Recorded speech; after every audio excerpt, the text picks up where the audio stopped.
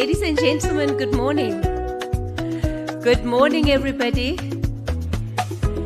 I know it's a cold, wintry Johannesburg morning, but I hope that that's not the energy that we're going to get for today. Good morning, everyone.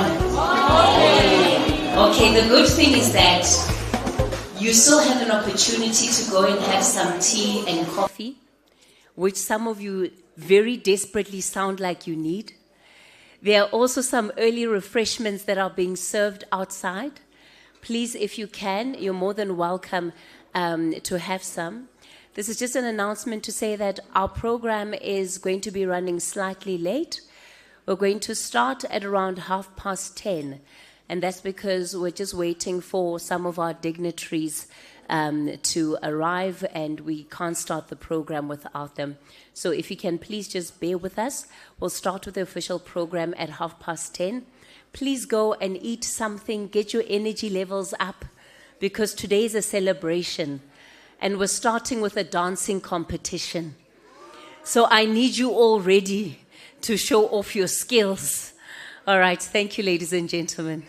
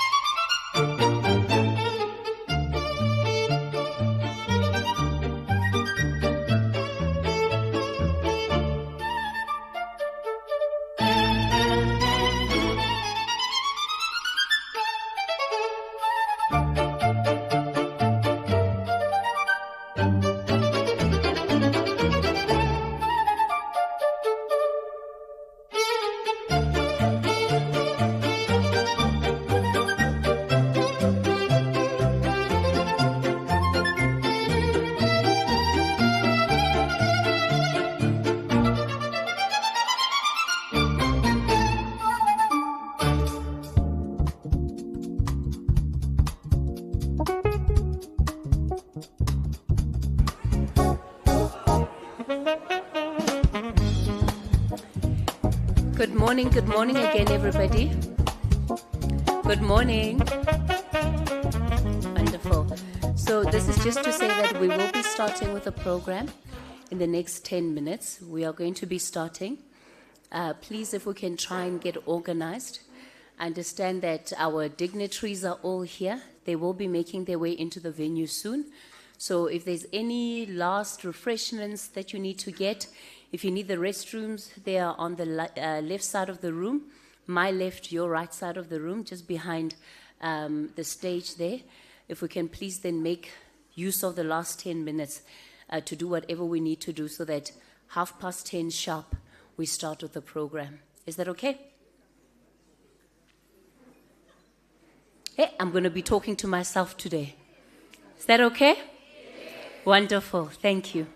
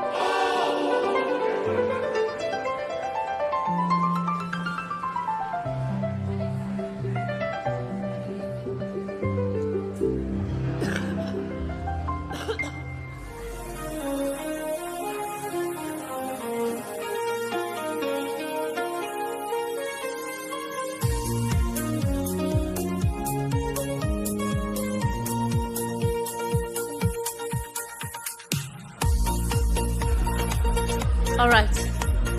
Ladies and gentlemen, can I ask that we all please go to our seats?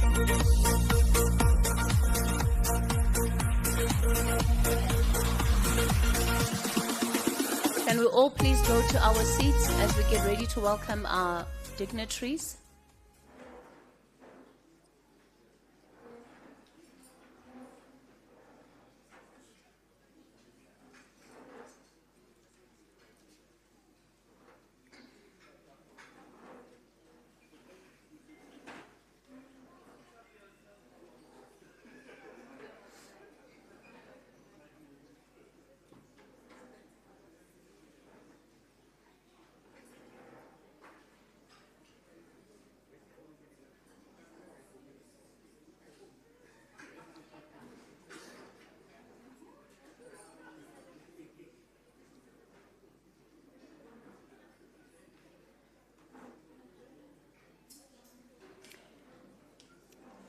I'm going to ask that we all please take our seats.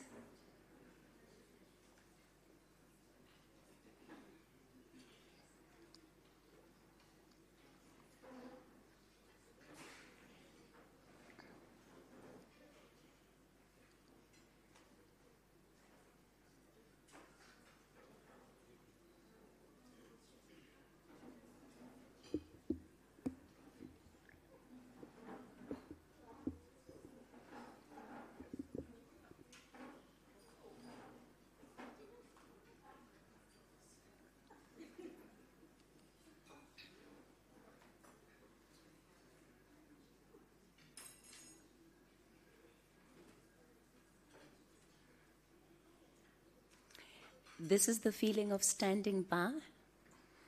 We're standing by.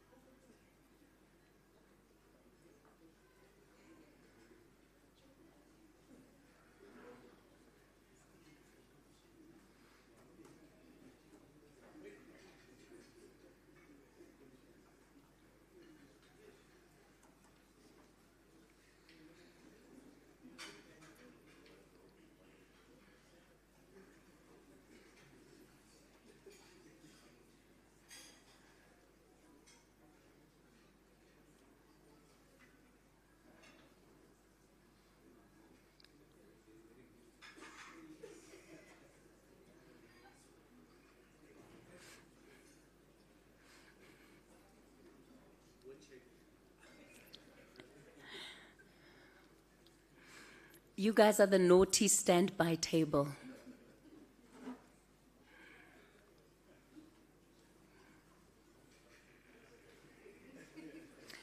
All right, ladies and gentlemen,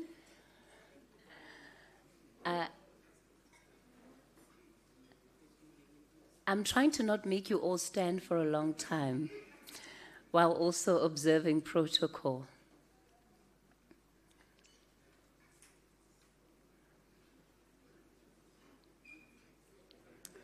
All right, I'm going to ask that we all please just stand on our feet as we get ready to welcome our dignitaries.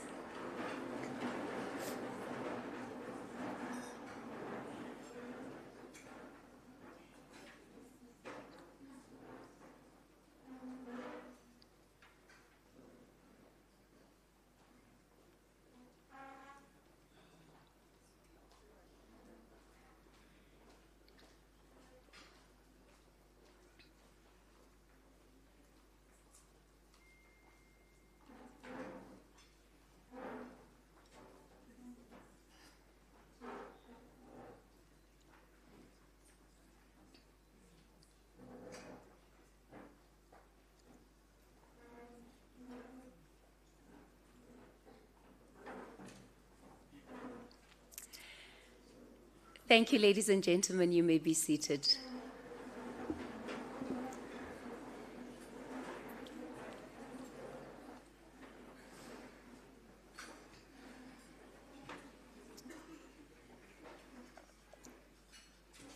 A very, very good morning to everybody that is in the room. Welcome to Avianto, and welcome to the 30-year anniversary of the Mining Qualifications Authority. Today promises to be a very special day. It's not just another anniversary. It's a birthday celebration, but a significant milestone. It's 30 years. So what does that mean? It means that it's 3 decades of changing lives for the MQA, opening doors, building careers, and proving that when South Africa invests in its skills, it's in fact investing in its future. Before we begin, I've been looking out around the room throughout the morning. When I was told about the theme for today and how we should dress, I was like, do these people know it's winter? But looking around the room today, I see that everybody decided to make a statement. I don't know whether it is a mining authority event, Mining Skills Authority event, or whether we're at the Mining Fashion Awards. So don't be jealous. Turn to your neighbor and tell them how good they look.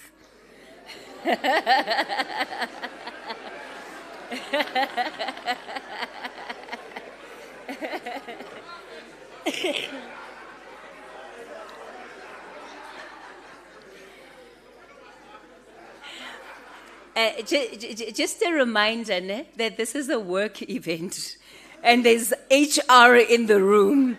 I'm sure if I look around, the head of HR won't be too far. So don't think I'm opening a door for you that I didn't open. You look absolutely wonderful, and thank you so much for honoring the invite and also honoring the theme. Honorable Deputy Minister, Ms. Phumzile Mgcina, the chairperson of the MQA board, Dr. Nomusa Zethu Qunta, members of the board, the CEO, Dr. Thabo Mashongwane, representatives from government, organized labor, employers, and the industry, the valued staff, beneficiaries, alumni, partners, and all distinguished guests, ladies and gentlemen, you're all welcome. Well, what is today about? I can guarantee that you were not brought out of the office to have yet another day that makes you feel like you're in the office. Today is about people, and it is about celebrating the people of the Mining Qualifications Authority. Because it's not organizations that change people's lives, it's people that change people's lives. To those people that have believed in young South Africans before they could believe in themselves, for investing in skills, creating opportunities, and helping to build a stronger mining and mineral sector in this country.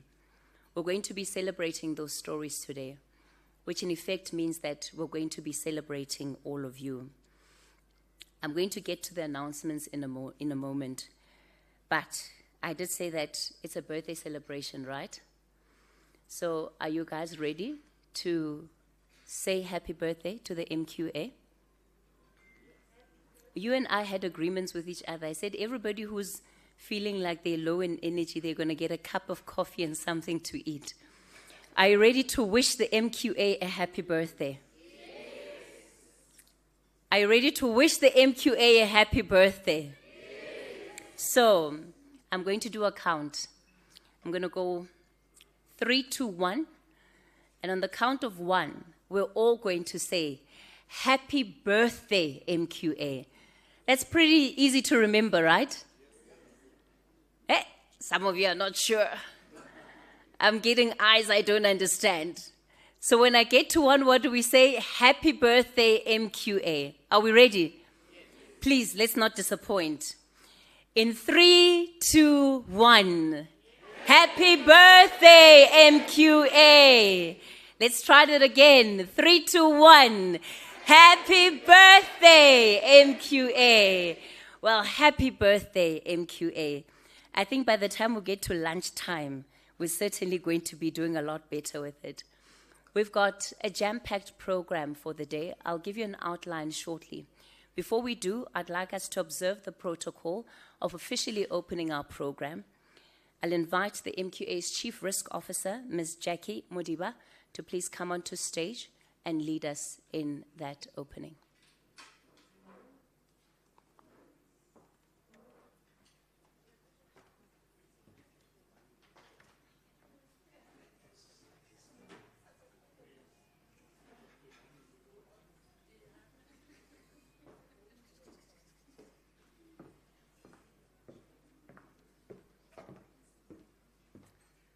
so much.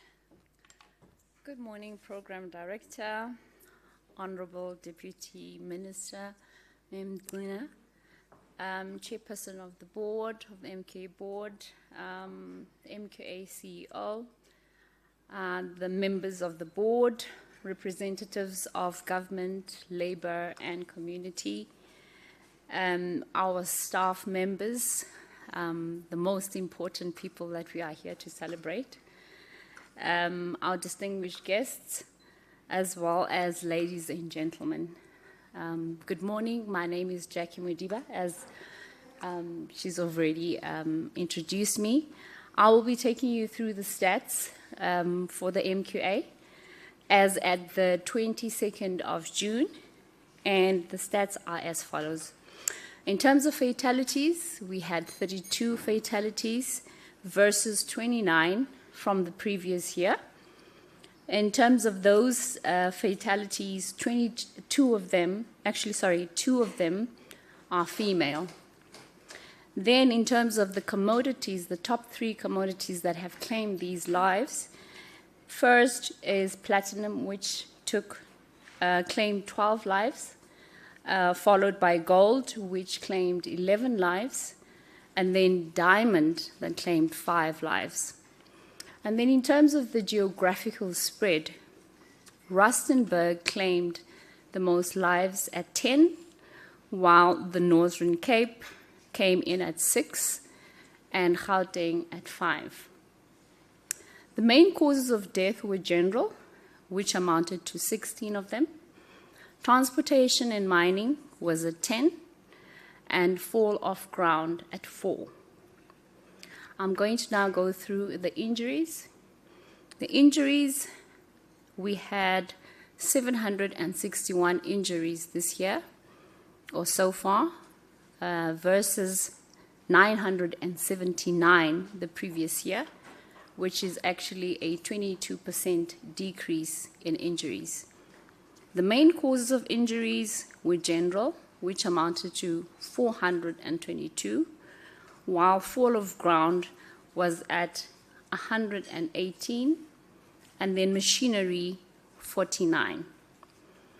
And then in terms of just the commodities that claimed the most injuries was platinum, and that was sitting at 364, while we had gold come in at 235. So with those stats, colleagues, ladies and gentlemen, can I please ask you to arise so that we can just remember the lives that have been lost in the industry. Thank you very much.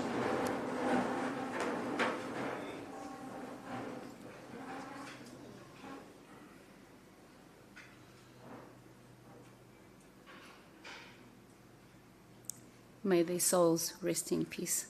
Thank you very much. Thank you, Program Director.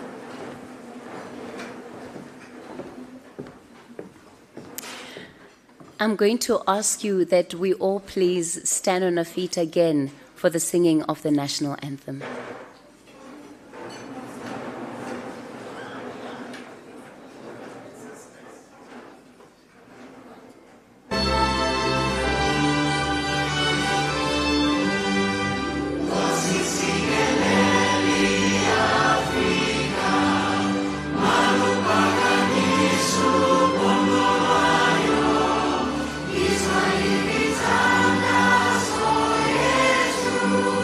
Oh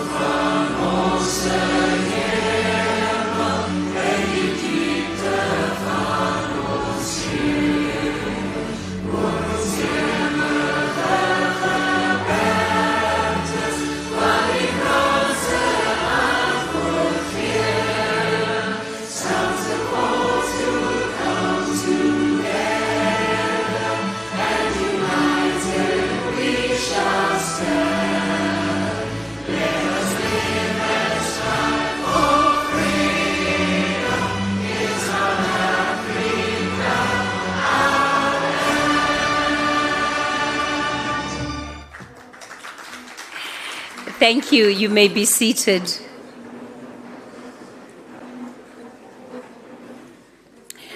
I'm going to invite onto stage, just to run us through the safety briefing for this morning, from Avianto, John. John, if you can please come on stage.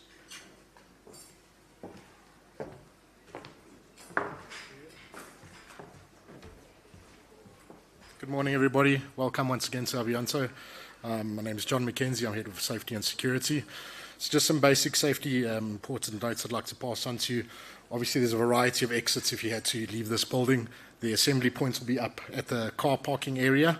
We've got we have numerous first aid kits strategically placed throughout the property, as well as first aiders and firefighters that are trained throughout any of the staff. So if you have any issues, please feel free to grab one of the staff. Obviously, we don't have any scheduled evacuations. Otherwise, I hope you have a very nice day. Thank you.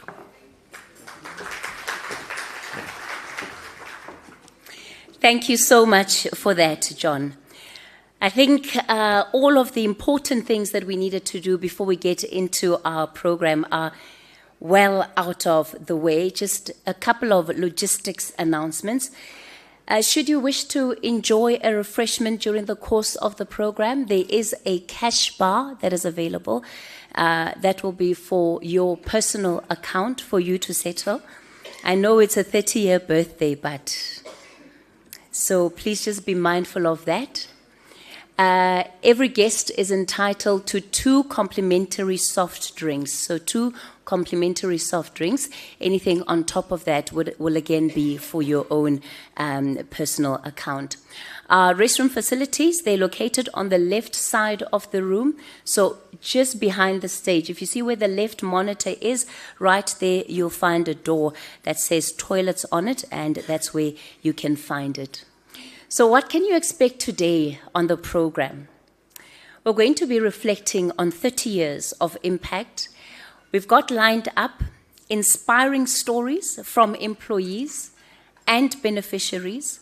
We've got our important stakeholders that form part of this program. And then, of course, it is all about the staff of MQA. So it's about you being able to have a good time too. And why do I say that? When I tell you who our entertainment for the day is, the program is up, so I can't say it's a surprise, because you already are able to see. So you'll see that there's wonderful entertainment lined up for you throughout the day. The Jezel brothers are with us. Yes, you're allowed to get excited.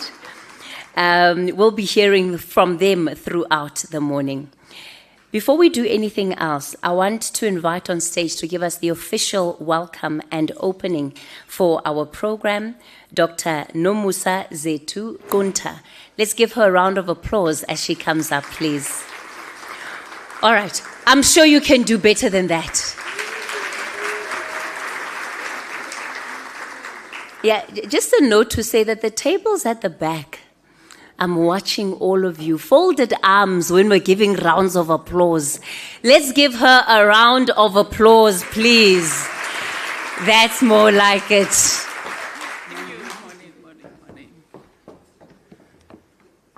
Thank you, Program Director. And of course, when you look at the room, just as I was coming in earlier, you're like, wow, this is a different day. May I take the opportunity, Program Director, Ms. Katie Moshlahlane, Deputy Minister, always a pleasure to have you in MQA events. I think one I always appreciate to have the principals when events of this nature are taking place. We really appreciate your presence here. The National Union of Mine Workers representative, the board members of MQA that are present here today, the Chief Executive Officer of the MQA, the representative of DHEAD, representative of the Department of Mineral Resources, and the representatives from government, organized labor, and from the community, and the representative of NEHAO, and I saw the CEO as well, of the ex-CEO of the Mine Health and Safety Council, and all the stakeholders that are here this morning. Be greeted in the wonderful name of our Lord Jesus Christ. It is an honor when one organizes an event. An event is never a success without the people that you organize an event for. Sometimes people can just say, I'm not available, when they are invited in events or whatever nature of an event. So when people are present and you invite people and they come, it's always a pleasure to have them being present. And most importantly, the people that we are about here in this day are the employees and the workers of the MQA, those who have been with the organization for 3 decades. Others have been there even before they left.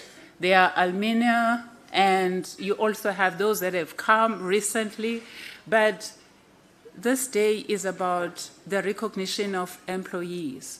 And as I look around and I see people and I'm listening to the conversation, very much impressed by the fact that the theme has been put in such a way that encourages everyone to feel that you are recognized, to feel that you are important, to feel that it's working for MQA is not something where you are not recognized, where you are just expected to deliver the goods, but also there is an understanding that you are a human being, you need recognition.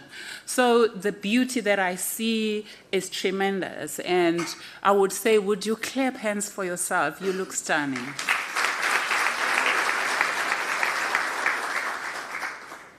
So on behalf of the MQA board, it's an absolute pleasure to welcome all of you to this special celebration as we mark the 30 years of the Mining Qualification Authority. And I can really emphasize that you've adhered to the theme, to dress to impress. And in that in itself, it's an encouraging statement to think and to know that it's not just about wearing that uniform to work every day. So we are gathered here not only to commemorate the 30 years of institutional achievement, but also to honor the people who have made this achievement possible.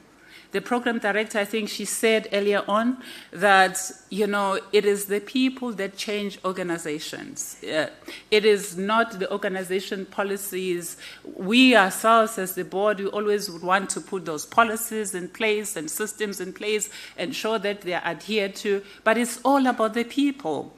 They can't do things by themselves, those systems that we may want to put in place now and again. Over the past 3 decades, the MQA has become a respected and an influential institution in South Africa's skills landscape. We have contributed significantly to developing skills, transforming lives, supporting communities, strengthening the mining and mineral sector, and helping to build our country. Yet institutions are not the buildings. Institutions are not the policies. Institutions are the people. Hence, this day is about the people that have made MQA to be MQA. At least for the past decades, we have not reached a level of robotic, that we're all looking into an era where things are just going to make themselves do themselves. At least for this past 3 decades, we have had people at MQA making sure that the MQA as an institution delivers, making sure that those targets that the CEO will set and the minister will set on the APP, that they are achieved. It's all the people. So it has been the efforts, the dedication, the commitment of people. And therefore it is quite an important milestone, or it is quite an important thing for all of us to feel that we are recognized, to feel that we know the powers that be are aware that it's all about the people. because people can just leave the work, and if people aren't at work, we always have complaints that people aren't at work. So the success of MQA from 1996 to 2026 is a direct result of the commitment, dedication, resilience, professionalism, and passion of its staff. Every program that has been implemented, a learner that has been supported, a bursary that has been awarded, an artisan that has been trained, a stakeholder engaged, and a milestone achieved carries the fingerprints of MQA employees, past and present.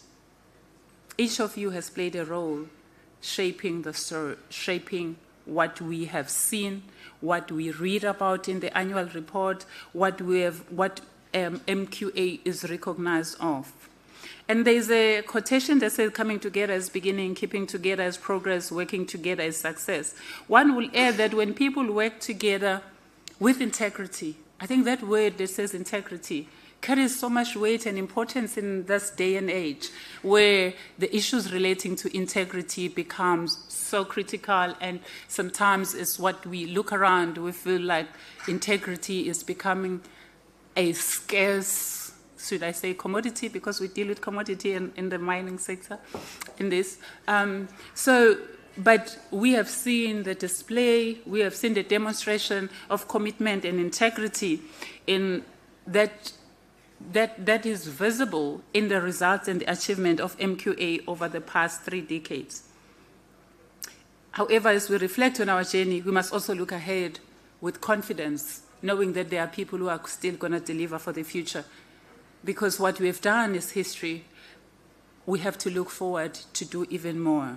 The challenges facing our sector continues to evolve. So too does our ability to innovate, to adapt, and to lead. The same spirit that carried us through the past 30 years should be able to carry us through into the future as well. So I'm here making this address, welcoming everybody who's in this place, to encourage every member of staff to take pride in the organization that you work for. Take pride in putting in that extra effort, making that contribution every day. Take pride in making the impact that you have made, regardless of the level. Whether you are a cleaner, you are a security guard, we're at whatever level. Sometimes people feel like when you are a security guard or when you are a receptionist or when you are at whatever levels that you are not contributing. The people who see their CEO top at that high level, even the board, can't do much without the people right at the beginning, at the bottom of the organization. You play such a critical role in ensuring that the organization achieves its mandate. Imagine when we get into a building and it's not clean. That could be a disaster. So the role that you're playing, the work that you've been assigned, you contribute directly to the achievement that we celebrate all the time when you go to Parliament and we get those accolades that MQA has achieved this or that. You as a cleaner, you as a security, you as a clerk, you've contributed in that, and you must take pride in that. Today, I just want to say, enjoy every moment. Enjoy the memories that we have shared. Enjoy the entertainment. Enjoy the laughter. Enjoy the fellowship of your colleagues that have become part of your professional family. Most importantly, celebrate yourself. On behalf of the MQA board, thank you for your dedication, your integrity, your professionalism, your unwavering commitment over these years. Congratulations on the 30 years, remarkable 30 years of the mining qualification. May the next chapter be even more impactful. Program Director, I thank you. You are all welcome.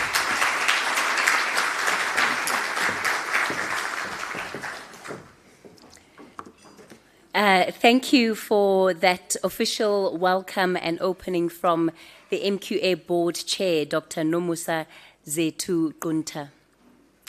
All right, who can agree with me that the room is still feeling a bit cold, ne? Oh, is that why some of you are sitting like this? The room is feeling cold, ne? Can we warm it up a little bit? Are you ready to warm it up? All right, so we're going to warm this room up a little bit, and I'm not just talking about the fire that they're going to get going for us in a short while. I'm going to invite the Jeziel brothers to come on stage. You heard the mandate. The room is cold. We need to warm it up a little bit. We need to get the juices flowing, the blood warm, as we get into the rest of our 30th anniversary, 30th birthday celebration today. Now, are you just going to welcome them while you're sitting down? Or are you going to make... They're superstars. That's not how you welcome superstars.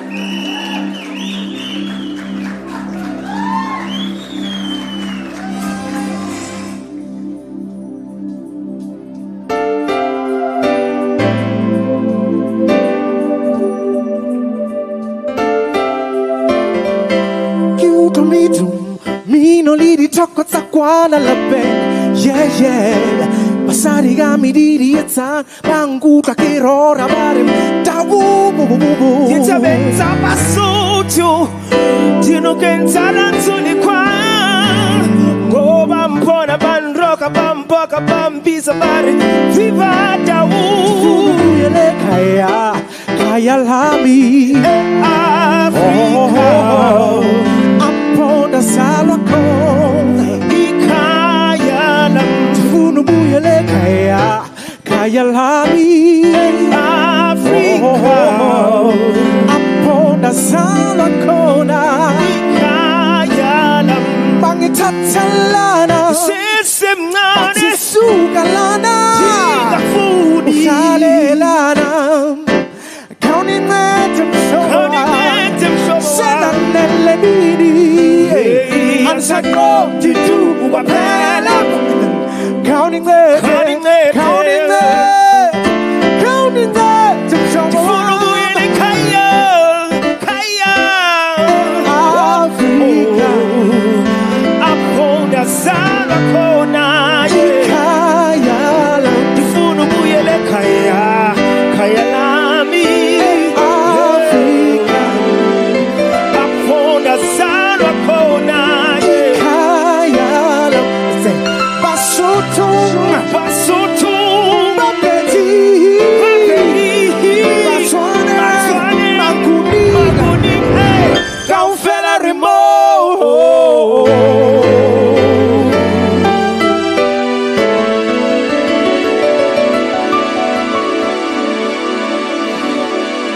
Good morning, ladies and gentlemen. Sanbonani, molweni. Ngiyabona ukuthi dumelang, absheni, yenda. Singashiya abanye ngaphandle yabona. So the next song they're gonna do, we wanted to be relevant for what is happening today. Ipati nenye maifane nenye ipati anditi. Ipati nenye maifane nenye ipati. Can we sing together and say, Happy birthday to you, happy birthday to you, happy birthday, MQA. Happy birthday to you, say, happy birthday to you, happy birthday, happy birthday, MQA. Happy birthday to you.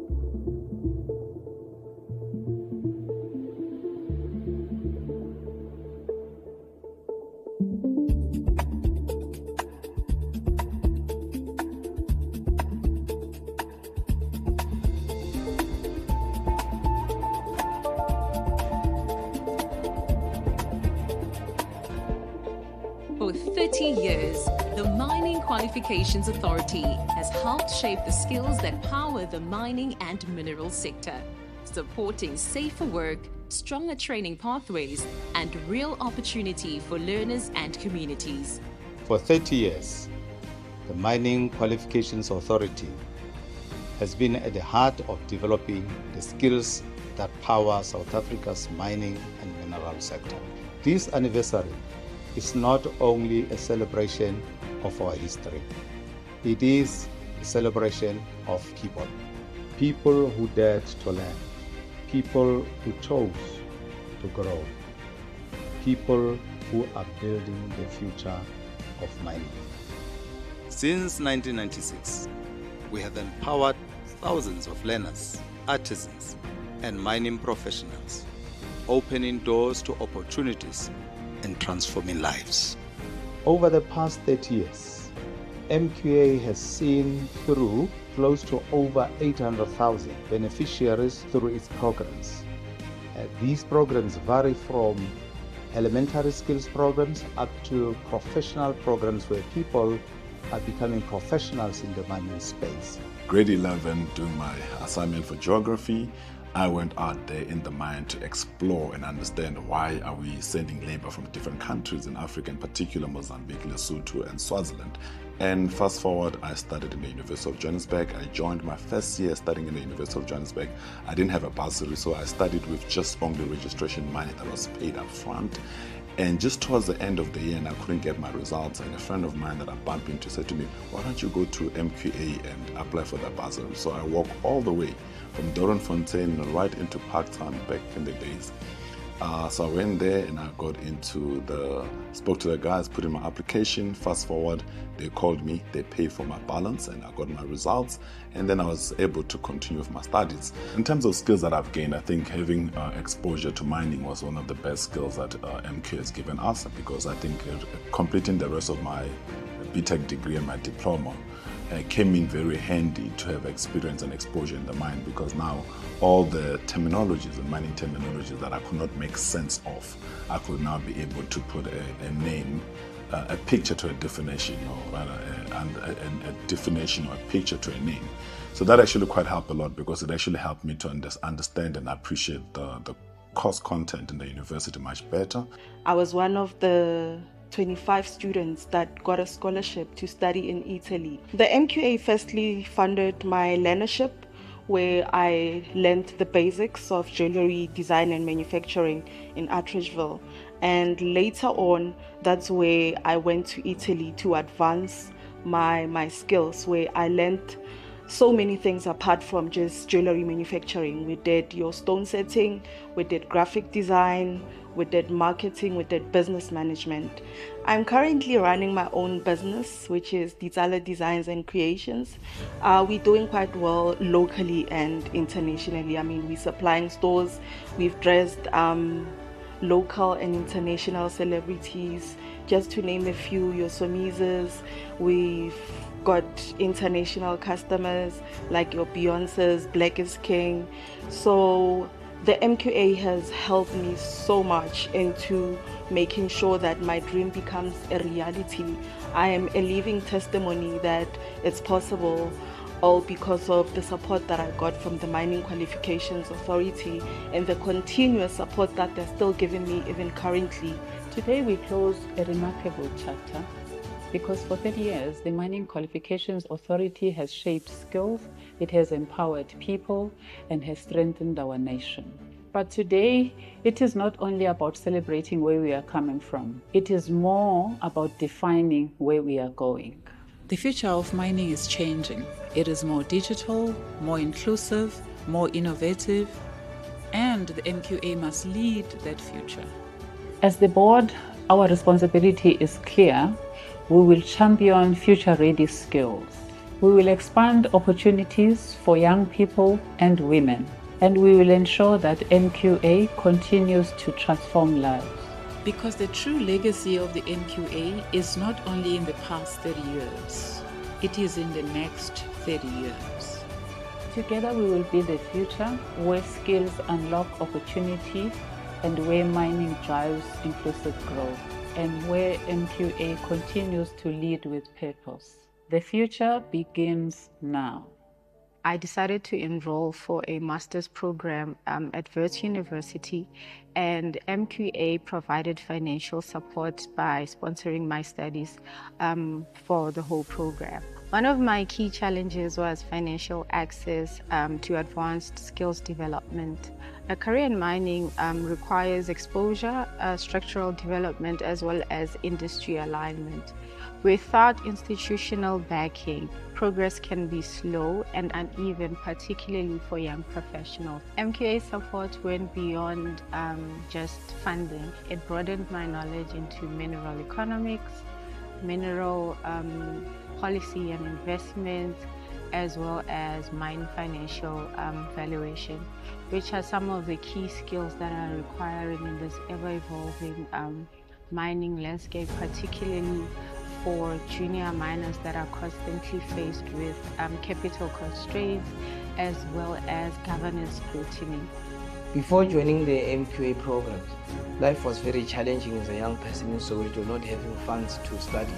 So when I learned how to design and make jewelry, I used that skill to start my own business and also to create more opportunities for other young people.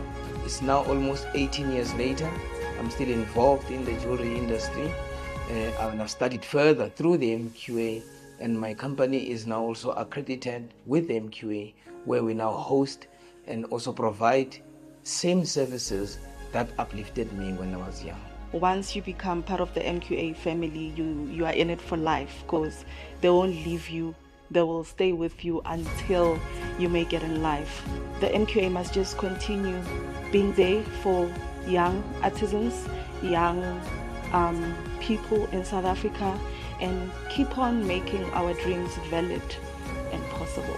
I would like to thank the MQA for the opportunities that he has provided for me, because not only there's opened doors for me, but there's opened doors for other young people today who are now either doing internship in our factory or doing an internship program. I would also like to congratulate the MQA for reaching a milestone. Happy 30th anniversary.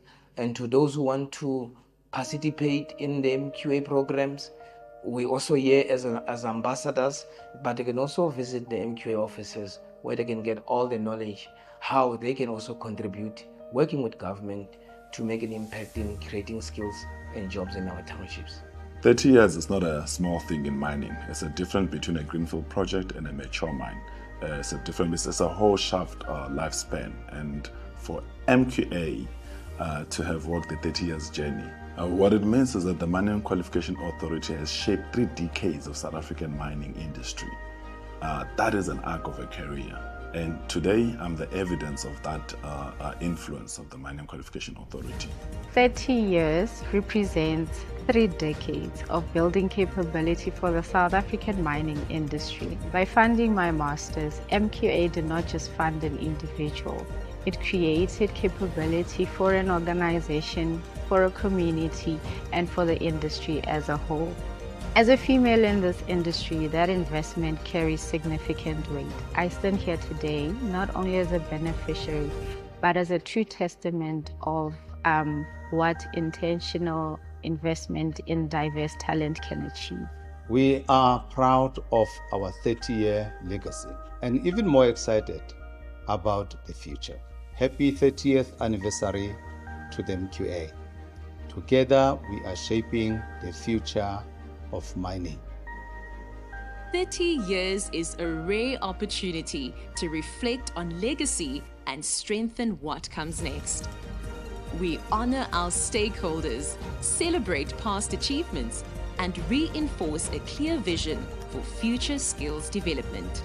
Thank you. Siyabonga. Ke leboga go menagane MQA. Siyabonga, siyabonga, siyabonga. Siyabulela. Siyaleboga.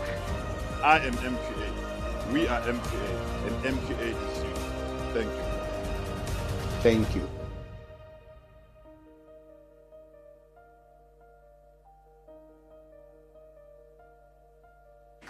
It was absolutely beautiful, wasn't it?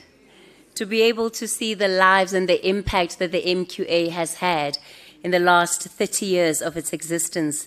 Shall we say happy birthday MQA again? Absolutely. Thank you so much. So up next, I'm going to invite onto stage Acoustic Star Events. And they're going to be giving us a bit of industrial theatre. Are they ready? Acoustic Star Events? Are you ready? All right. Please give them a warm round of applause as they come up.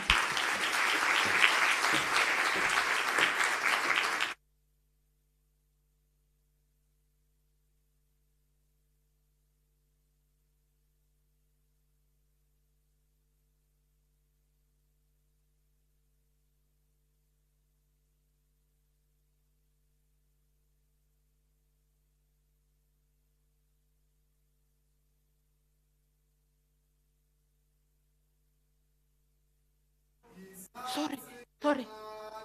Kupa msebenzi. Ngicela umsebenzi. Sorry, ngicela umsebenzi. Sorry. Job. Ish. Sorry. Ish. Sorry. Ngicela umsebenzi. Ngicela umsebenzi. Kupa msebenzi. Submit CV. CV. Oh, itlotla. Sorry, kupa msebenzi. Ngicela umsebenzi. Kupa msebenzi. Sorry.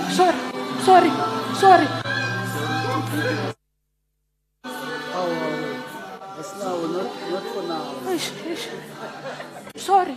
Ngicela umsebenzi. Sorry.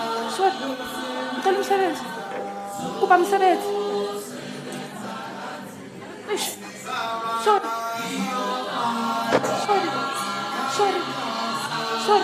Ngicela umsebenzi. Oh, ngiyabonga.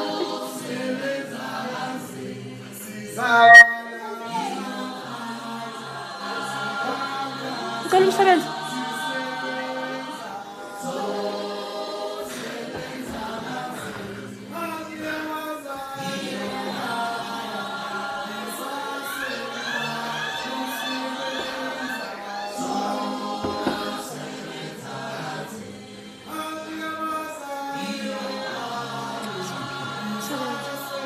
Sisebenzeni bafethu. Sure. Boys. What's What?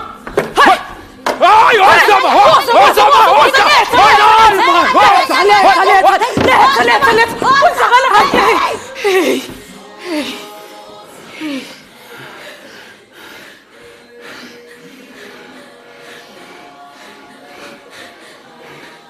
Hey! Hayi. Mina ngikhathele.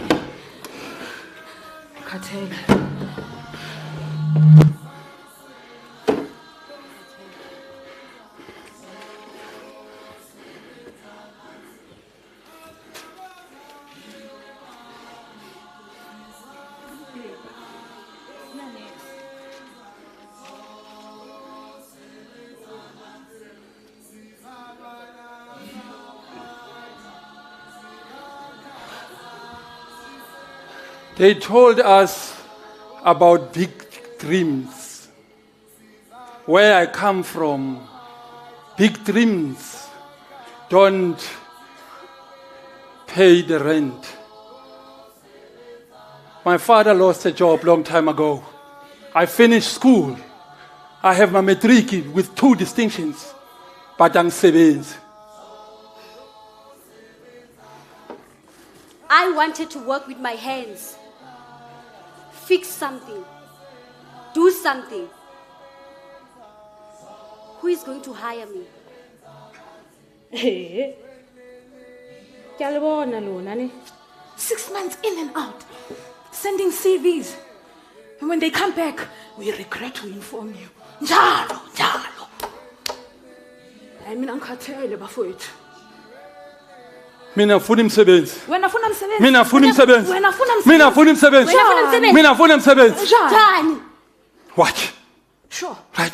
Yeah. Hi.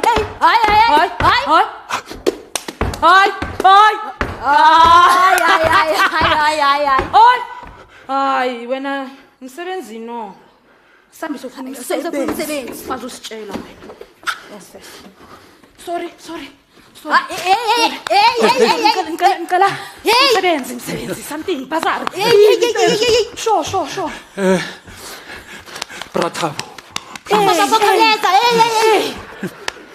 Ngicela umsebenzi.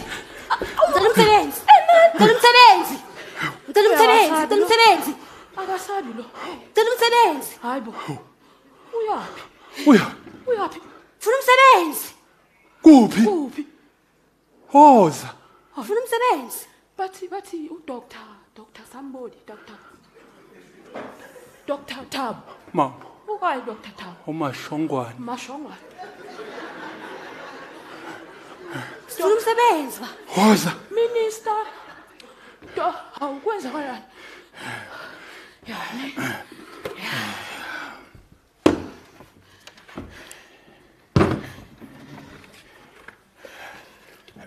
Makhulu basis. Sure. I have an idea. You have an idea? An idea? Oh, that is the idea. So you are telling me, comrade, yes, leadership, you are telling me that we must make sure that our industry is formed in such a way that we build skills and we have training opportunities and we fund kids to go to school and they get internships and then they get bursaries. Hi, that's a beautiful plan. We hire young people. Yeah. The youth. They need opportunities. They need bursaries, skills. Do we have a name for this? That's mining something, man. Mining. Qualification. Authority. Hi!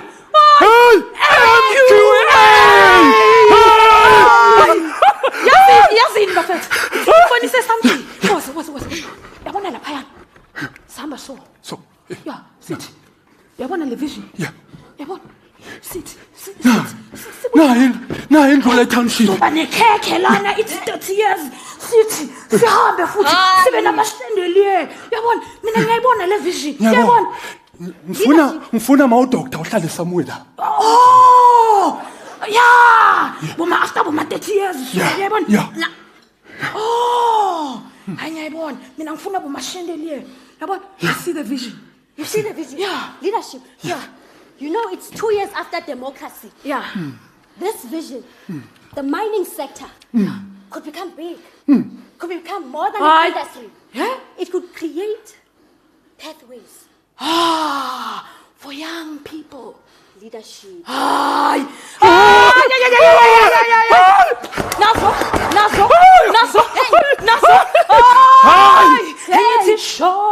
Shosholoza. Kulezuntaba. Stimela. Spumen sanse. Shosholoza. Stimela. Spumen sanse. Ngithi wena uyabaleka. Iyo wena uyabaleka. Kulezuntaba. Stimela. Spumen sanse. Wena uyabaleka. Wena uyabaleka.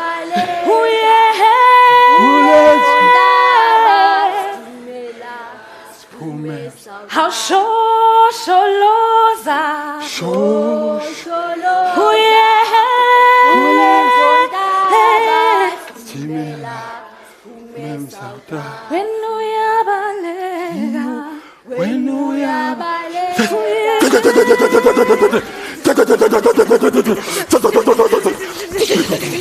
How shosholoza. Now I am doing something with my hands. I'm doing something with my hands.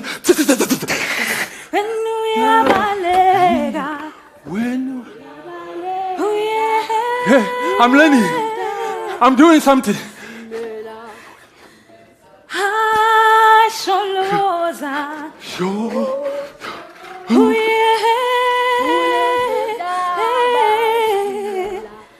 How? Mina, I am a supervisor. Wena. Nachomi. Net me. Uthini ngalo mzaba?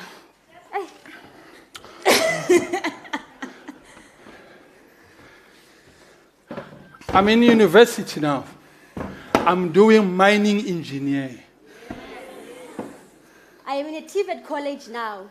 I'm doing electrical engineering. I am at a TVET college now. Yenza boiler making.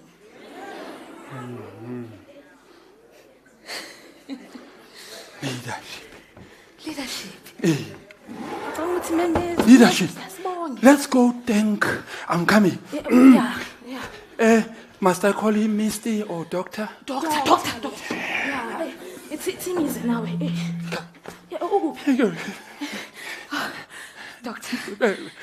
Doctor. Doctor.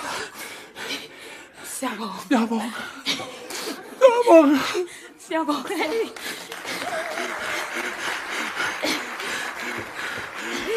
Yes. Leadership. Now? Leaders. Things are static now. Yeah. They're standing in place. They are right where they belong. About 30 years anniversary. Uyakhumbula leya vision? Yes. Hayi. It was. Ngiyalibona manje. That's the reality. 30 years ago. 30 years ago. 1996. The vision is here. Yes. Leadership. These learners, they came in with ambitions. Yeah. Wanting to become something. Yes. They are now professionals. Yes. Leadership. Yes. Watch who's standing here.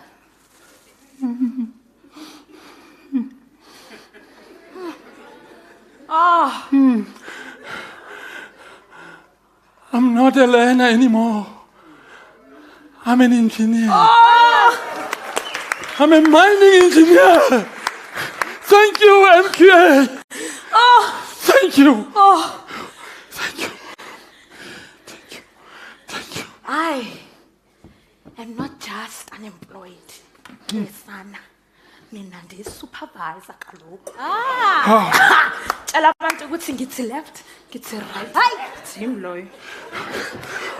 With or without a matric? Uyasebenza dali. MQA. I am doing something with my hands. I am an artisan. Wow. You are not. And you know what? The beauty about MQA is that they hold such grace in holding us with safety, and health throughout the process. And we are well taken care of throughout the process. Siyabonga, you combine health and safety, Aye. and they marry together, they become one. Through exhibition and campaigns, we created what? Bursaries. Internship. Jobs for the people. Because what? How many years later? 30 years. Please sing for them. Happy birthday. Happy birthday to you. Happy birthday to you. Happy birthday, dear MQA. Happy birthday to you.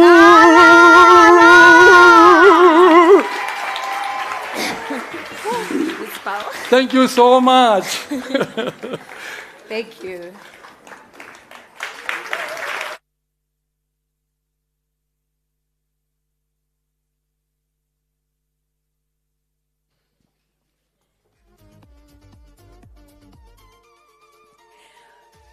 Wasn't that just wonderful? Let's give them a final round of applause.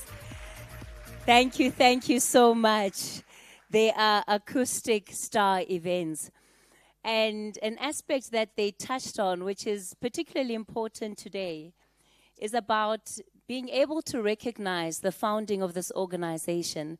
So if we go back to the very beginning, we have to recognize that the MQA did not begin on its own, but it began under the vision of the Department of Minerals and Petroleum Resources as a founding member, the Department of Higher Education and Training, Organized Business, organized labor, and thank you. Thank you, sir. The cameramen are not going to be happy with you. I'll just stand next to it because it's completely off-center and is going to disturb everything else that they've put in place. But thank you so much, sir. So to recognize the 4 founding members of the MQA, the Department of Mineral and Petroleum Resources, the Department of Higher Education and Training, Organized Business and Organized Labor under the National Union of Mine Workers. These are the partnerships that have made the success that we're celebrating today possible. So we've heard from the beneficiaries in that 30-year anniversary video that we saw. Up next, we want to have an impact conversation, and it'll include testimonies by MQA staff and also beneficiaries. I'm going to invite them onto stage. The staff members, and these are your colleagues, so please be nice to them. Are you going to be nice to your colleagues? They need your support. They've been planning and preparing for this moment for the last couple of weeks. I'm going to invite Ms. Sisipo Ngangeni. She's a legal and governance senior administrator. Ms. Nelly Mashaba, skills development and research manager. And Ms. Lebohang Kunene, project accountant. These are the MQA staff members. Let's give them a round of applause as they come up.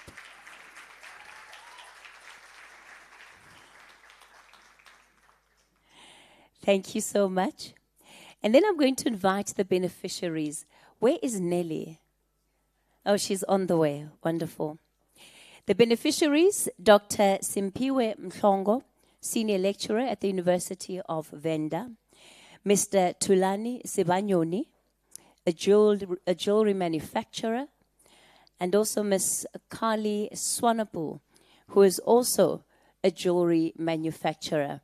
Nelly and Kali, we are waiting for you on stage, but please give them a round of applause as they come up here as well.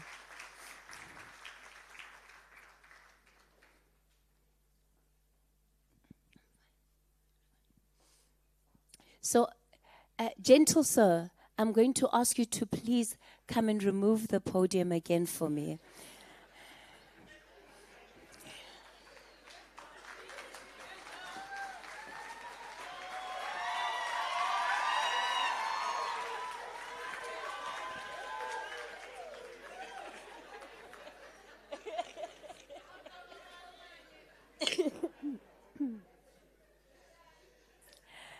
He's probably thinking he got a lot more than he was signing up for. This is what happens when you just try to be helpful. All right. Can we please get Kaylee and Tulani on stage? Well, while we wait for them, because I see they're just rounding up their mics, we may be seated.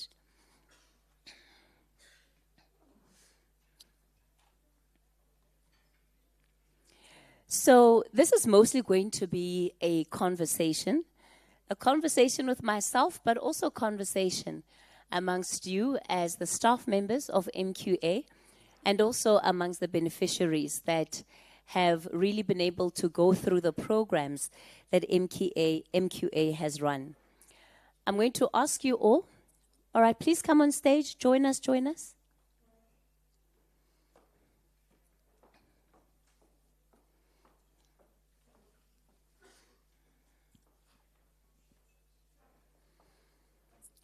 So I'm going to ask each of you just to very shortly tell us about who you are and also tell us about the connection that you have with MQA and why it is that you're sitting on the stage today. Who did you apply to get to secure this seat right in next to me? I'm just teasing. But tell us about the work and the relationship that you've had with MQA. Morning, everyone. Welcome to the 30th celebration. I'm Lebohang Kunene, project accountant as part of the finance division in MQA. I joined as a temp about a decade ago. I was called in to clean up bursaries, so I came into the finance unit on a temporary position. And then the project accounting unit was being formed, and it seemed like something I wanted to be a part of, but I had very limited CETA experience at the time. I came in by the grace of God, and obviously we went through the proper protocol of applying, and I came in as someone who didn't know much about commitment management, only to a decade later act in an interim position and innovate the commitments dashboard, as well as to be able to facilitate project accounting workshops with the colleagues. So yeah, that's my background. Thank you. Good morning, everyone. My name is Zulani Sibanyoni. I'm a jewelry manufacturer and a designer. After I graduated from varsity, I got the opportunity to be introduced to MQA to do my artisan learnership. Then I further more studied and did my artisan qualification. From there on, I went to do assessor in moderation, and I also did the coaching with the MQA. So that's how I got to be in with the MQA. Thank you. Hello, everybody. My name is Carly Swanepoel, and I was first... All right. Carla, I think just hang on. Can we just check her levels? All right, try again for me. Can everyone hear me? Okay, there we go. So Okay, I was first... let's do this. I'm going to borrow you my mic for now, all right? Okay. Hello, everybody. My name is Carly Swanepoel, and I was first introduced to the MQA in my second year of university. I was studying jewelry design and manufacture at the University of Johannesburg. I just made it through my first year with the help of loans, and I was gratefully accepted as to get my bursary for my second, third, and BTech with MQA. From then on, I did my GDP, and then I was able to get a job in bench working, jewelry manufacturing, and then later on in sales. So with the help of MQA, I was able to get the opportunity to not only fulfill my passion of being a jewelry manufacturer, but then also having the knowledge and skills and qualifications in order to be able to enter that industry. Thank you. Good morning, everyone. My name is Sisi Pomngani. I came to the MQA as a legal and governance intern. Now I'm a legal and governance senior administrator. The MQA has really played a huge role in my professional life as a legal person, professional. I came in as an aspiring legal professional that wanted to learn and grow myself, and I was given an opportunity to be able to do my PLT, practical legal practice, which allowed me to be able to write my board exams, to be admitted as an attorney. Second to that, also, I completed recently legal principle compliance, and that is all through the MQA, which is through the leadership of the MQA from Mr. Dr. Mashangwane and also the colleagues, where you are encouraged to continuously learn and grow yourself. And today I am able to become somebody that I'm proud of and has studied and be a compliance person, and also be able to be qualified one day as an attorney of South Africa. Thank you very much.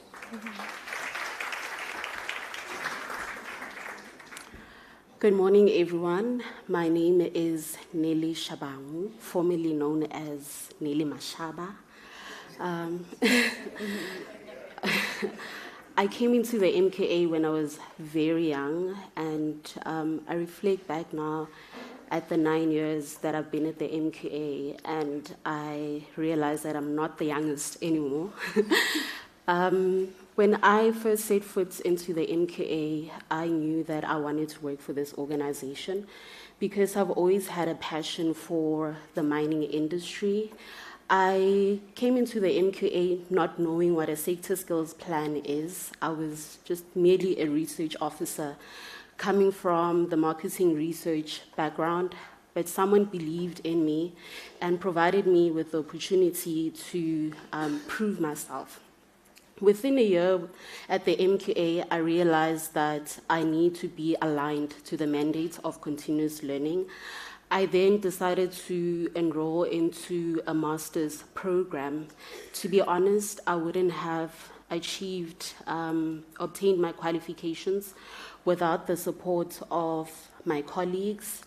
Firstly, the funding that I received from the MQA, it supported me from onset until I finished my degree. I managed to finish my master's, graduated with cum laude.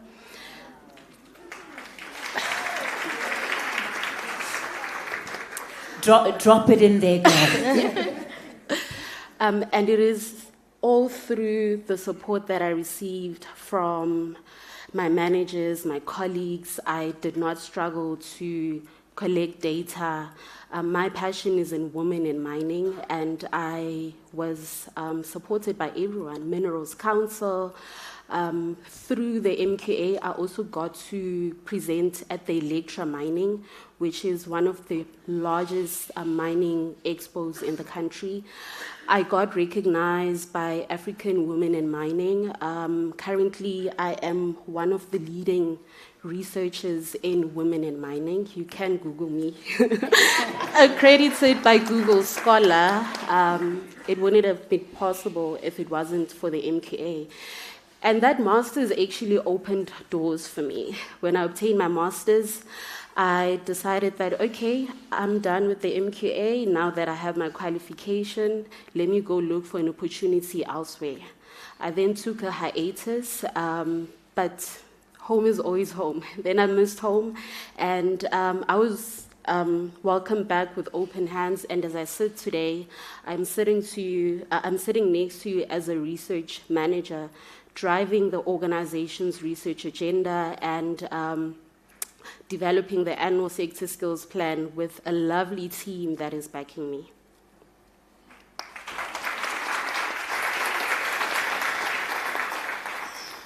Good morning, ladies and gentlemen. My name is Piwe Mhlongo.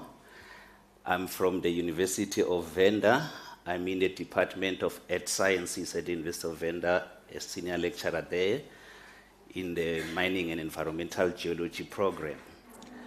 I actually knew MQA just after I finished my first degree in 2009, or not after I finished, a week or a month before I finished, because I graduated in September, and I was encouraged by the HOD that time in our department to say I should apply for an opportunity to be a lecturer from MQA.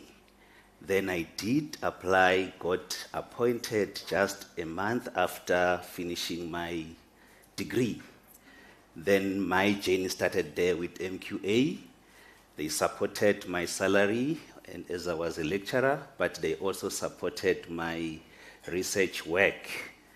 So through MQA, I was able to complete my master's, PhD, and got promoted again within the university because I got in as a junior lecturer. Now I'm a senior lecturer and I'm the head of the department at the moment. So that's all because of MQA. So generally I used to say, or I always say, MQA just launched my career. So thank you so much. You know, all of these stories are truly, truly inspiring to see what all of you have been able to do with your lives within the organization of the MQA, or even just supported by the MQA. Nelly, I'm going to hand over to you so that you can kick off the rest of the panel discussion. She's on Google Scholar. Don't play with Nelly. Dr. Simpiwe Mhlongo. Yes, ma'am. Can you recognize the title? He is Dr. Simpiwe Mhlongo. Yeah.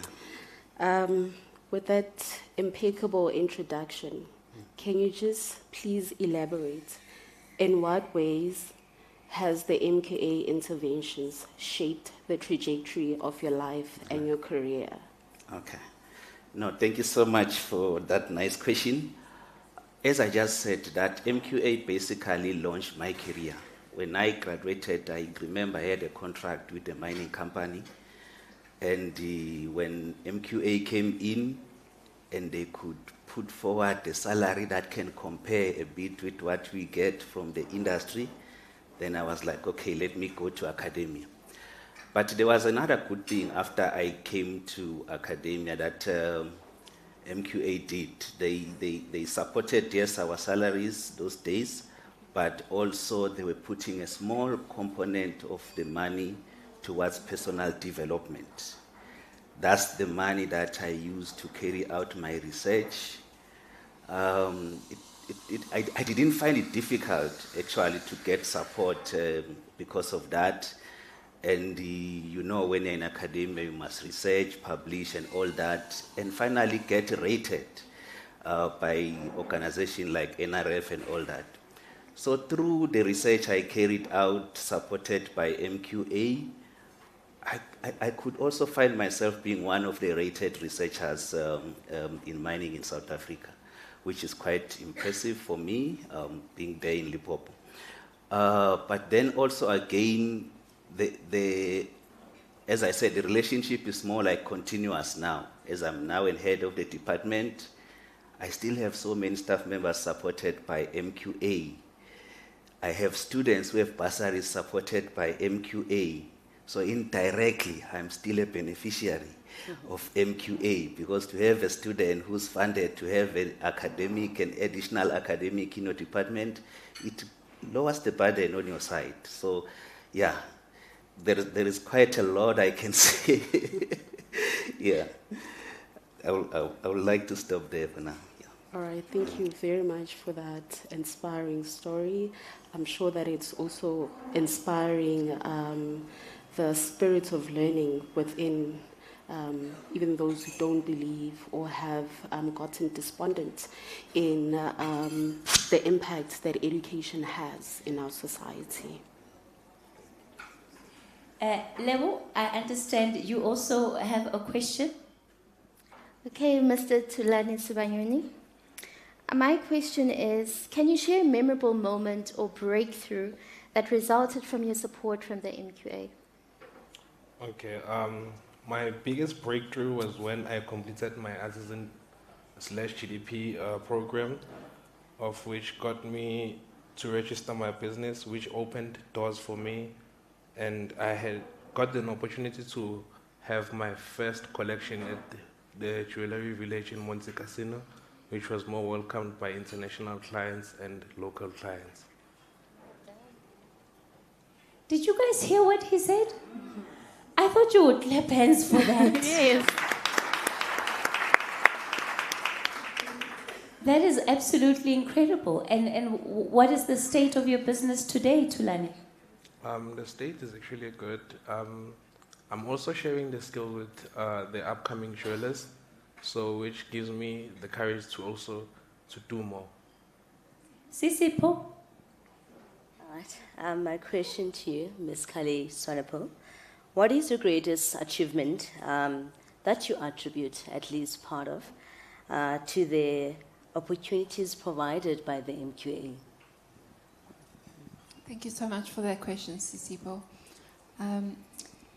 When I finished my GDP and went into the workplace and got my experience, an opportunity came up for me to do an enterprise development program, and one of the mentors was NQ Jewelry. Mm-hmm. And he helped me register my business and get that up and running, as well as helping with getting my gold permit to manufacture in gold as well. And that was in 2023, and for 3 years my business has slowly been growing. And now, from the beginning of this year, I was able to employ someone full-time to help keep up with the manufacturing work that I need to do.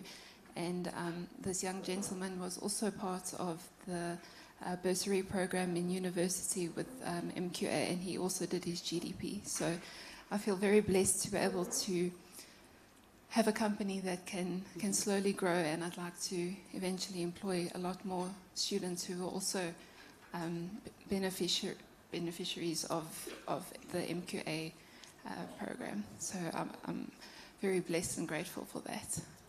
Thank you. I think that based on what you've all said so far, once you start with the MQA, you don't stop, ne? Yes. It's a lifelong journey. So I'm sure the long service awards in this organization are always packed year on year. Dr. Mhlongo?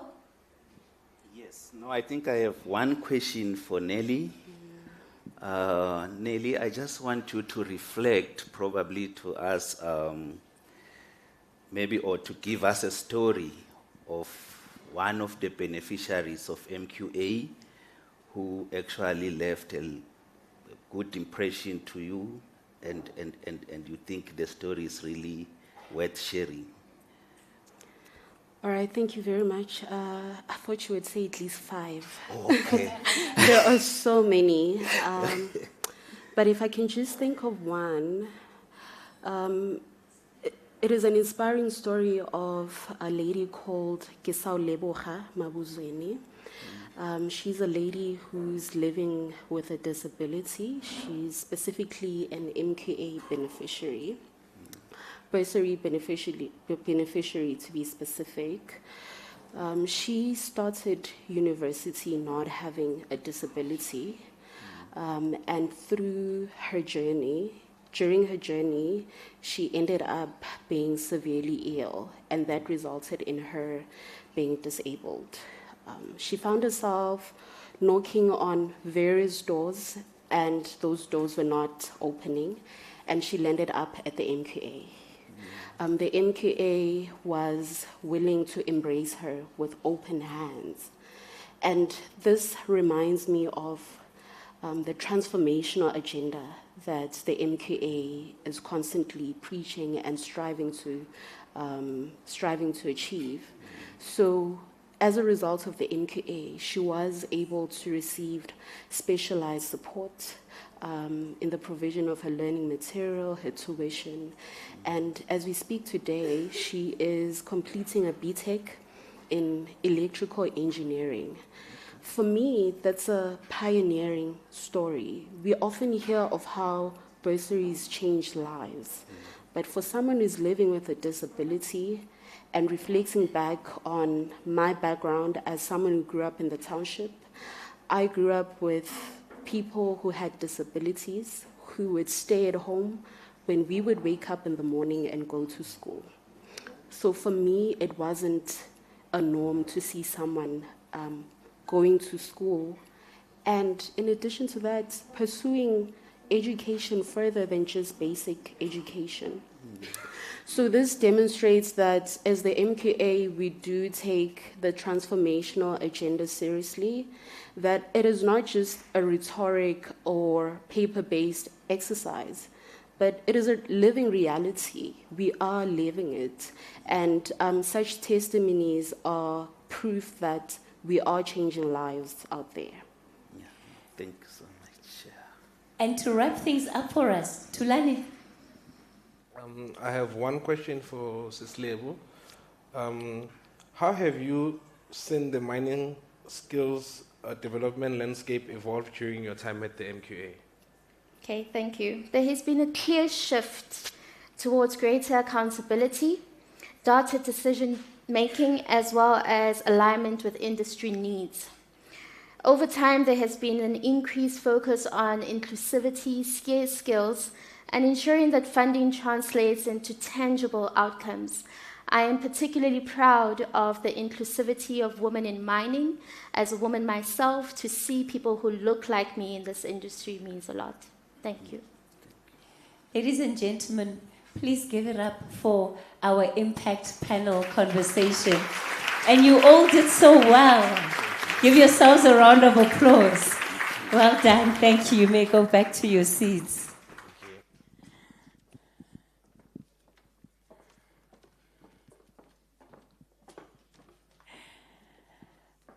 All right. So you've heard then from the staff members and also from the beneficiaries. Are you ready just to take another breather, ne?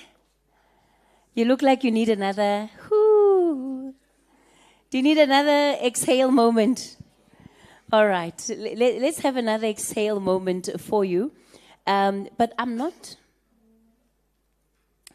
seeing where they are.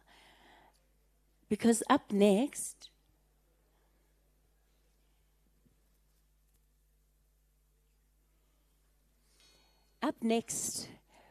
we're just going to have just a quick entertainment, just to get you on your feet for a second or two. And then we're going to hear from the officials and the dignitaries that are in the room. And then after that is the last segment of our program, because I know you didn't come to sit down. Eh? You came here to cut that big, beautiful cake and have some wonderful lunch and entertainment going into the rest of the afternoon. So I promise we're going to have just some short entertainment from the Jeziel brothers and then get into the last formal part of our program before we can begin to truly wind it down on this Friday. Can we give them a round of applause as they come back up?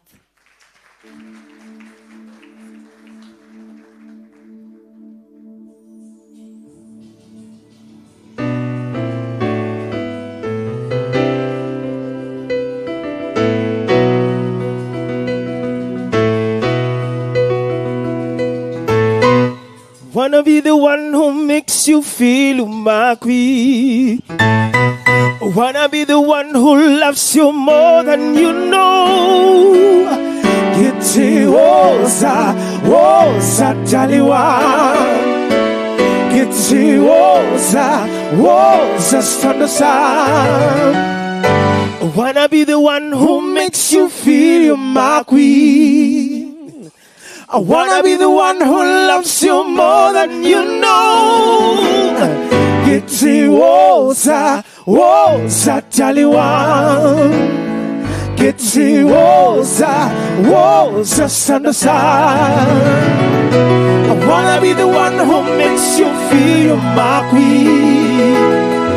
I wanna be the one who loves you more than you know. Say, Giti woza, woza stand aside. Giti woza, woza stand aside.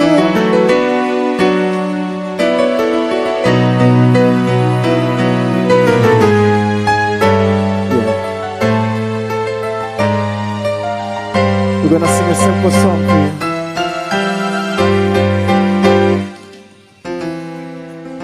The name of the song is Let's Make It Work. Let's take it slow. It's very simple. It's let's make it work, work, work, work, work. Let's take it slow, slow, slow, slow, slow. Tichongile da kangela. Is it just deeds of banningsi? Kotwa fumano gunga chuba. Zoptada kacha. Kotwa angitolo gachuba. Tukfuna kacha. Tembisuta domina. No mabe things is a circle. Come, let's make it work. Let's make it work, work, work, work, work. Let's take it slow. Let's take it slow, slow, slow, slow, come, slow. Let's make it work. Let's make it work, work, work, work, work. Let's take it slow. Let's take it slow, slow, slow, slow, slow. Mamela Jacquela, Usuke swagger, Sangichubam Nanawe, Ogu Suta, Tifunile Nakangela, Gotwa Angitolo Gachba, Sutada, besutha mina noma bethalukho kukuthembisa uphatha kahle noma bethinta izwa zakho. Come, let's make it work. Let's make it work. Take it slow. Let's take it slow. Come, let's make it work. Let's make it work. Let's take it slow. Let's take it slow. Come, let's make it work. Let's make it work. Let's take it slow. Let's take it slow. Come, let's make it work. Let's make it work. Let's take it slow. Let's shake it slow.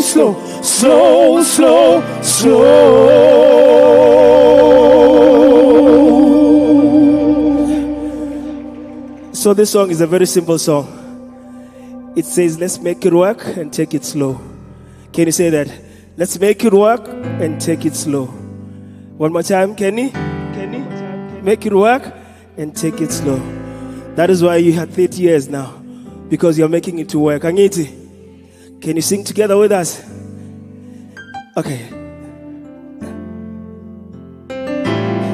Come, let's make it work. Let's make it. Let's take it slow. Let's take it. Yeah. Come, let's make it work. Let's take it slow. All right, now I want to see your hands. Come, let's make it work. Let's make it. Let's take it slow. Let's take it. One more time. Come, let's make it work. Let's take it slow. Let's take it slow.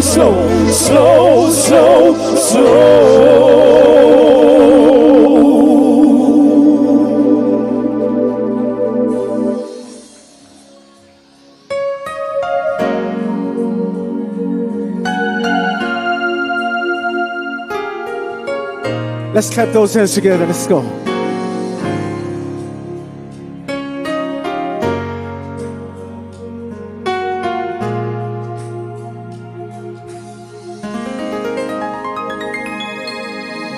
Ndithini ndicela umngeni ntombi wentombi yabantu zininzi izinto ndiyaqonda zininzi izinto ndiyavuma zininzi izinto oh ziniki indawo enhlizweni hey tinigi tawo doyigcina bamoshila bathu yako badlalila bathu yako tinigi tawo doyigcina sekuthi akuthethwa ngabantu sithi hayi kunzima wena usuthi hayathandwa usuthi ndithandiwe ndiniki indawo enhlizweni ndiniki indawo ndoyigcina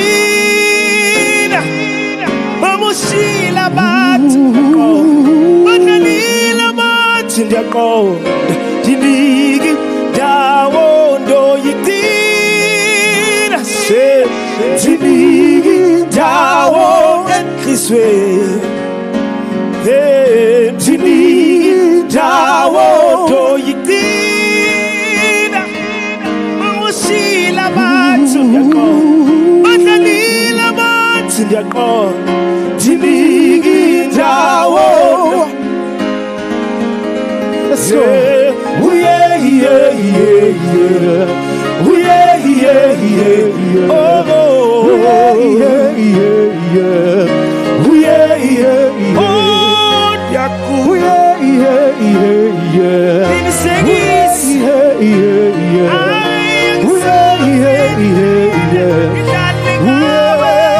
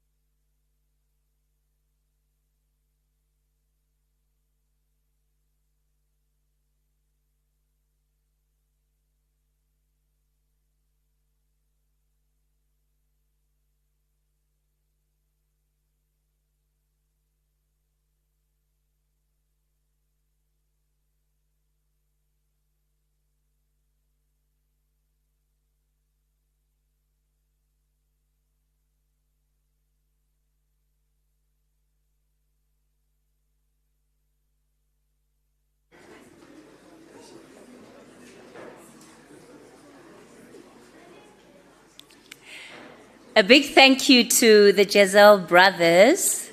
And I was glad to see you on your feet, eh? I was telling Mel, I'm like, Mel, I'm worried. I think the MQA staff only recognized Shosholoza. Everybody was singing with Shosholoza. So I'm glad you proved me wrong. We're getting into the last part of our program for the morning, and this is really just to go through the formalities of marking a milestone like the one that we are today. So I'm going to invite onto stage to start us with the formalities, and just a note to our guests, please let's be mindful of the time. I believe you've been made aware of the time allocations for you. We're also going to be getting messages of support from some of our founding member organizations, from labor, from organized labor, and also from employers. So please let's just be mindful of the time as we come onto stage. We'll start off with a message from Nahau. I'm going to invite onto stage from the regional office Mr. Stanley Mohotu, who is Nehau's Deputy Regional Secretary. Let's give Mr. Mohotu a round of applause as he comes up, please. And then just as he does that, I'm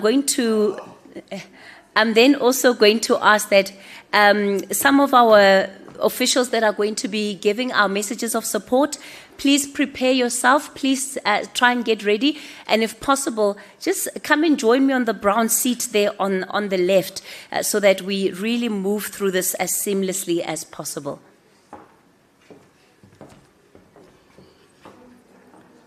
Thank you very much, Program Director. I've already been intimidated.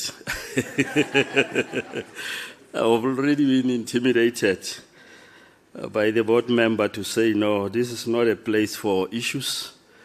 This is a place for celebrations. But as labor, you know how we behave. If we have issues, we will not disseminate from those issues. Back to the business. Program Director, thank you very much for the opportunity. The chairperson and members of the board of the Mining Qualifications Authority, the CEO of the MQA and the executive management, distinguished guests, comrades, ladies and gentlemen, good day to you all.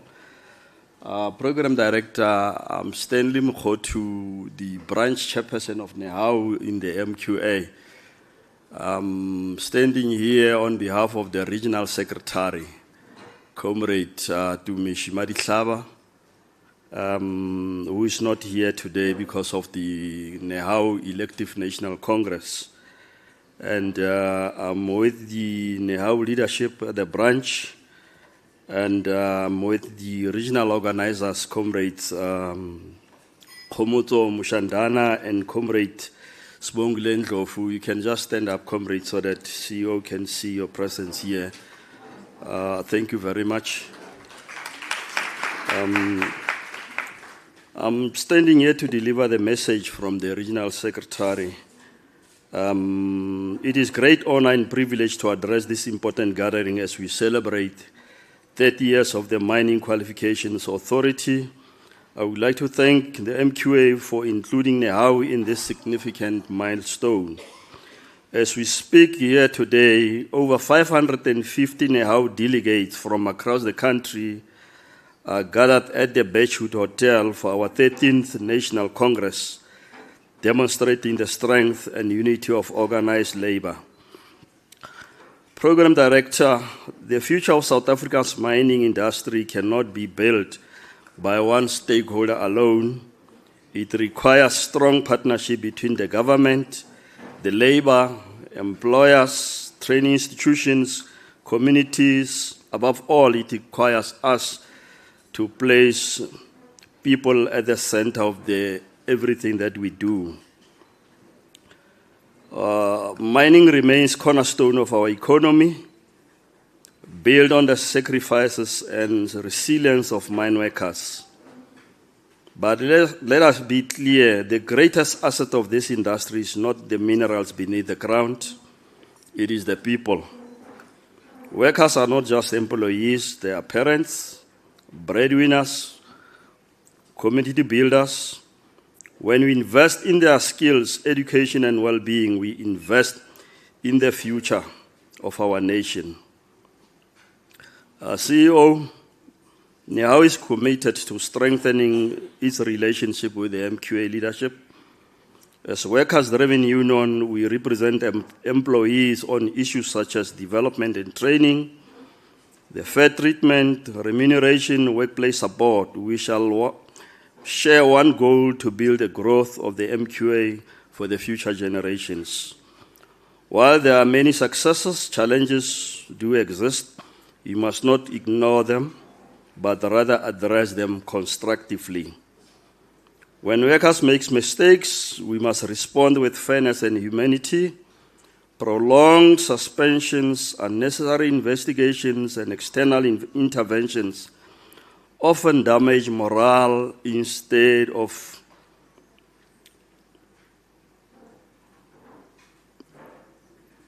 Instead, we must prioritize the dialogue, internal solutions, corrective and restorative approaches. As organized labor, we believe that everyone deserves a second chance.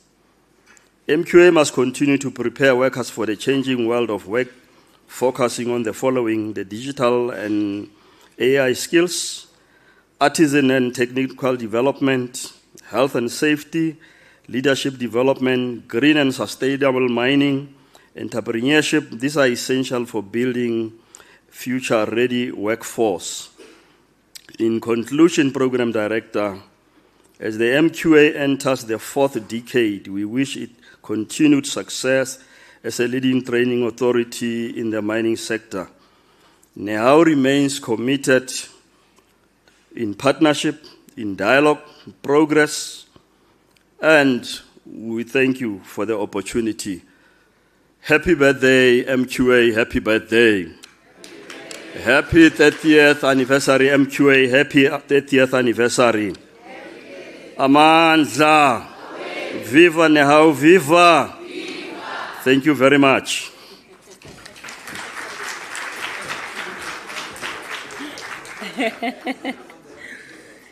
Thank you, Mr. Mohotu, for that address.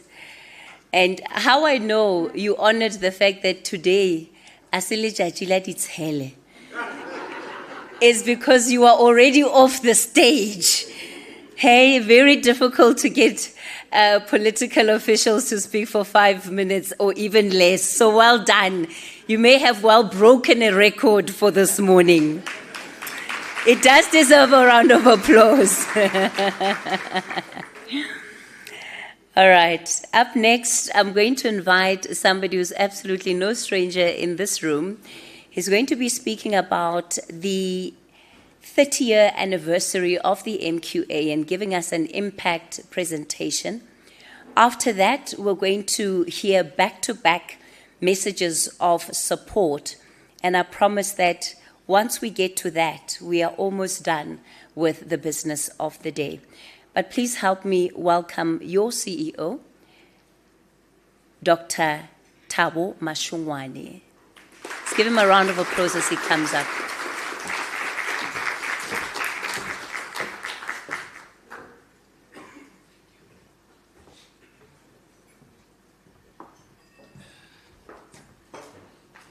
Thank you very much, Program Director, and good morning to everyone. Let me then acknowledge our Deputy Minister from the line function department. I would want to make that separation so as you then understand. This is the department that we are here to support in terms of its mandate in the mining space. And actually, this is one of the main stakeholders for the establishment of my MQA. So we are quite happy to have you in our midst.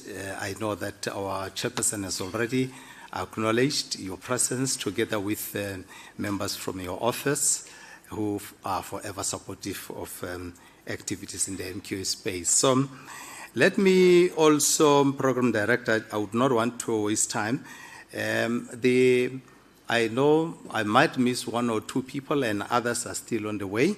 Maybe just to make it easy also for DM before she comes, where she knows who's in the house. I think we have, apart from MQA colleagues, because this is your day, as promised, I kept on hammering Mekero, the executive, as well as Mel and the team, to say, look, it's almost now going to the third month since we had our first event to celebrate our 30th. We have promised staff that we shall have a special day for them. So it should happen. I know it's winter. It could have been much better during summer, but I said, let it happen. I'm glad that it's happening.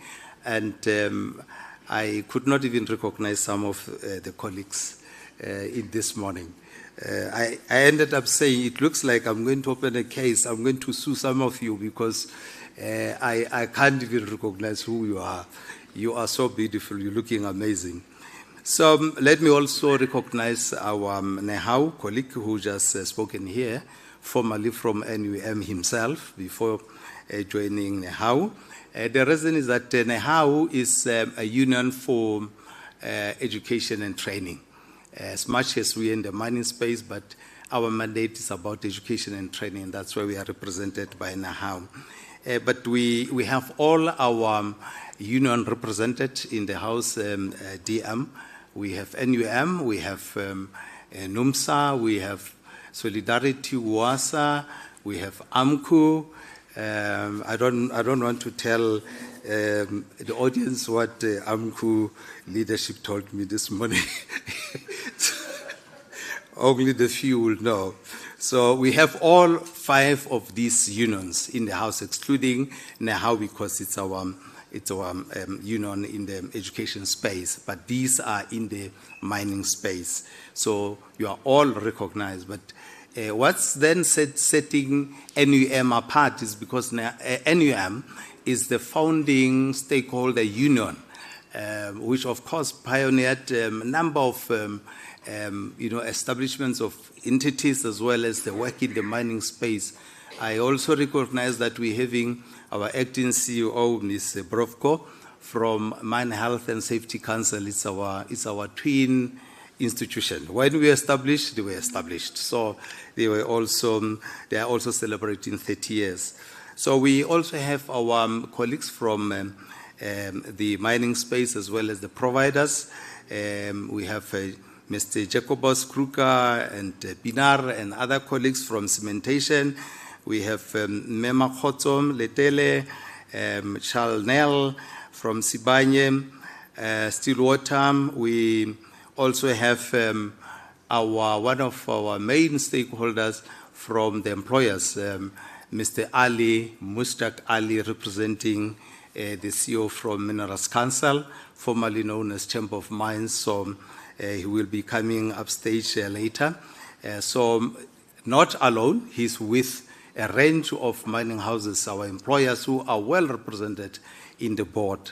And we are very grateful that we are here today. We also have Mr. Lefty Mashiko, our National Secretary of Education from NUM, who's going to be standing in for NUM as their funding stakeholder. We have colleagues also from the nation, from NUMSA,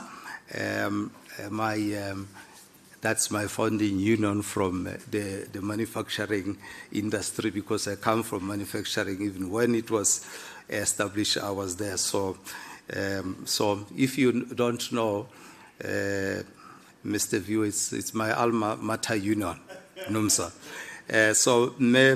Zazi, we are happy that we are here. There could be other comrades and leadership from other organizations. You are well recognized. And also our beneficiaries that we see here on the screen, they are also here and leading. We were expecting also QC2O reps, DHET rep, NSA rep, and so forth.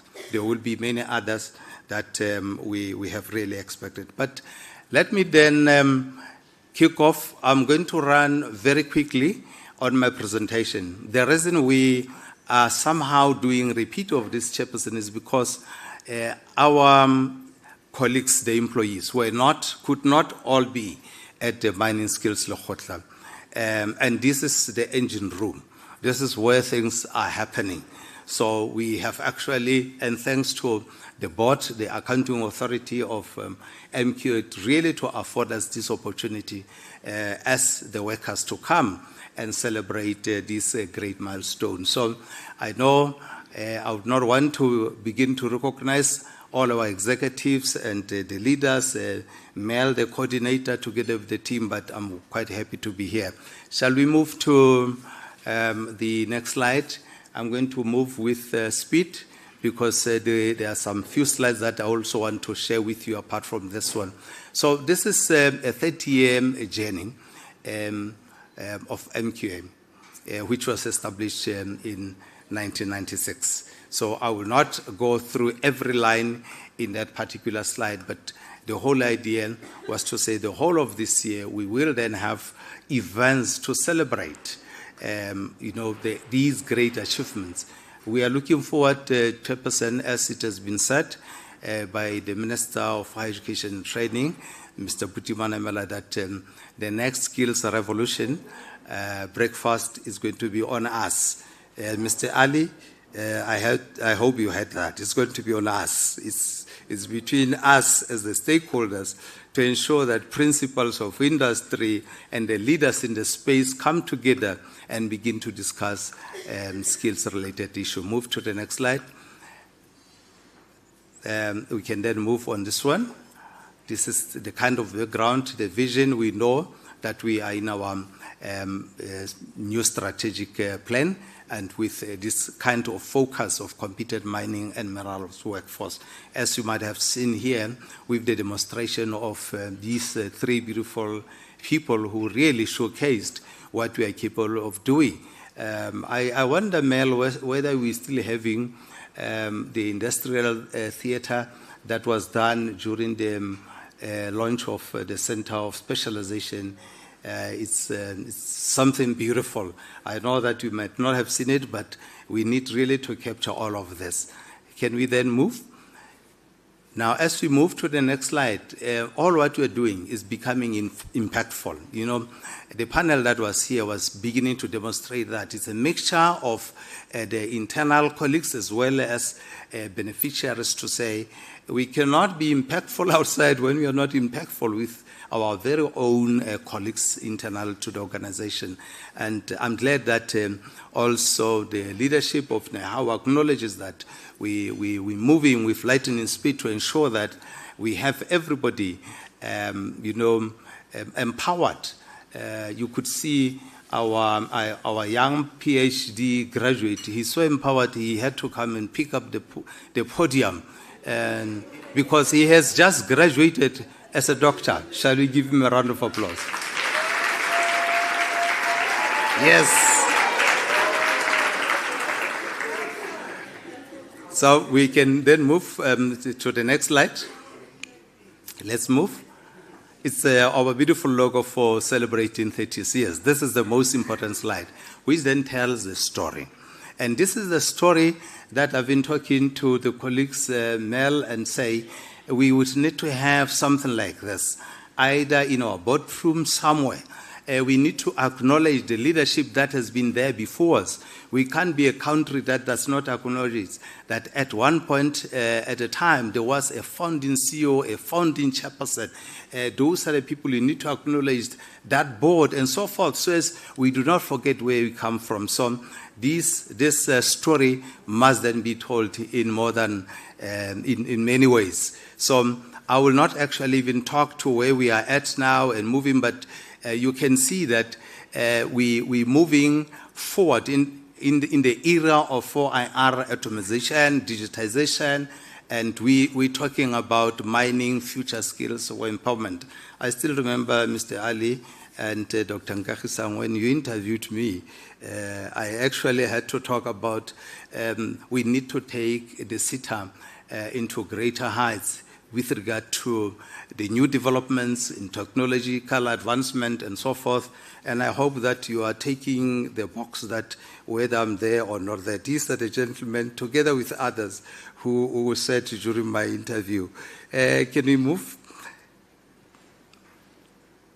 Okay. Now, these are some of the activities that I've already spoken to in terms of recognition of our 30-year celebration. Can we move? All right. This is the leadership that we are now recognizing. Of course, there could be other people, but these are the key figures. You then realize the current minister now for higher education and training, but then our founding minister for MQA, which is, of course, different from the rest of other cities because it was founded 5 years earlier than the rest of other cities. Last year, the rest of other cities, all 20 of them, were celebrating 25 years when we were celebrating 29. So you can see the difference there. So there is our minister, Minister Gwede Mantashe, who is the current minister for this line function department.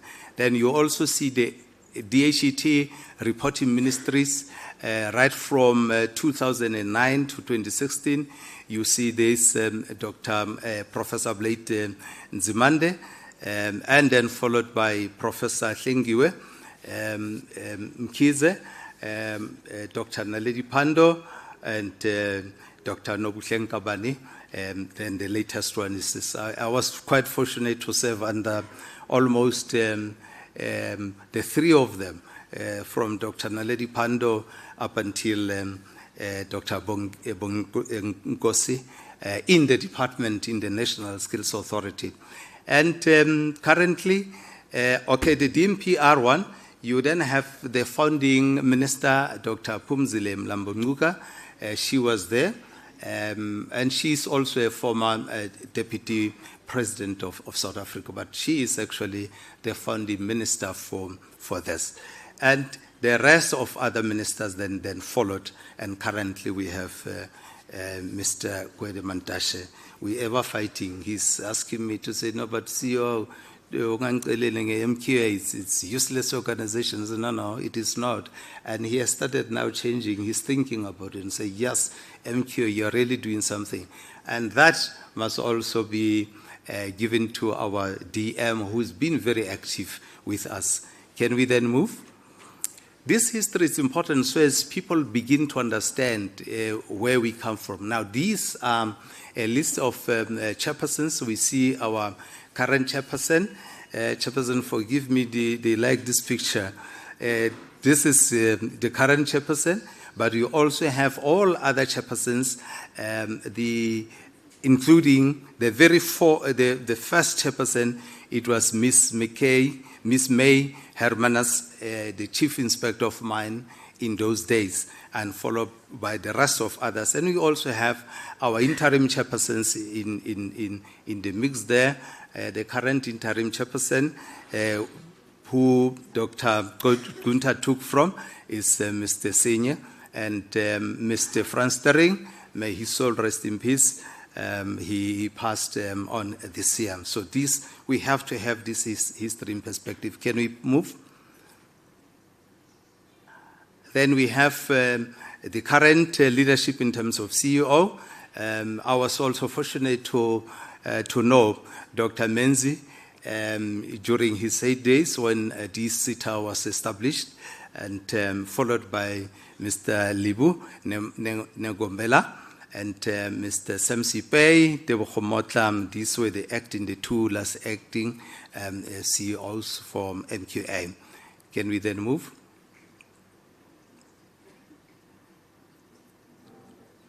Oh, has it stuck? It's not moving anymore. Okay. Now, we also had to remember these fallen heroes who really led and participated and influenced the direction of MQA. We all remember Mr. Duncan Julian from Minerals Council, South Africa. We all remember Mr. Norman Landman from Zurel Brothers. We remember the most recent was Mr. Tony Pretorius from Murray and Roberts, now called Cementation. And our very founding CEO, and Ms. Bongile Dumakwe and Mr. Isaac Mpoyani. Now, there could be others, but I simply said there couldn't be these figures that we are remembering. Can we then move? All right. Or can we move this one? This is the kind of idea of enrollments over the period. But remember, when we established, of course, we were highly manually based, and there could be loss of data information that we lost in between the years. But we then said, look, we are not going to be discouraged. We'll try and collate whatever information that we have. So this is how we have actually impacted the sector in terms of the numbers. You see all our programs, the IET, or rather ABET, and up until all other professional programs that we have actually rolled out as a CETA. Move to the next one. Now, the total achievement by financial year that is entered versus the completion, I'll not go into those nitty-gritty details, but all what you can then see, you see how we have been growing over years and the challenges that we have actually been also encountering. But this is the picture that we're having as a CETA. And I must also say, Mr. Ali, even when I was collating information of all CETAs, because I had a privilege of playing oversight over all CETAs, I knew that with MQA, in terms of short skills program, it will never be compared to any other. It is the highest. And it actually intrigued me to say, but why are they offering so many short programs, skills programs? I then understood because of the nature of the sector, they really, in the sector, are required to offer such short-term program. Can we move? Completions for beneficiaries, funded MQA and sector sources. So we can move on this one also because it's just giving also a picture of how we have performed. So we're now giving you information, of course, in graphic formats in terms of the socioeconomic status, and in terms of achievement and those entered and completions. All right, move. I'm trying to shorten this. We can move on this one also. Okay, this is now same program, but what is it that we have spent over years, the total expenditure? And by merely looking at these programs, you then get an idea of where the need is in terms of the programs. But you need not also be deceived by the amount, because some programs could be shorter skills program, but they are highly needed, and others you may find that the numbers are smaller, but of course the funding is quite huge. So there we are. You will see the focus has been more also on internship as well as artisanship programs. So that's where we are, as well as, the bursaries. We can even unpack those bursaries. So those are the amounts that we have just for the last 5 years. No, not 5 years, from 2004 to 2025. Remember, I said we are missing data before 2004.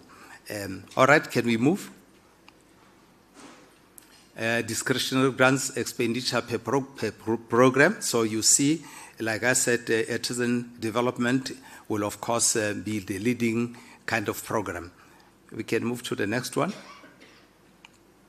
Annual discretionary grants expenditure, which of course then put differently in terms of how we have been performing, that is in terms of period.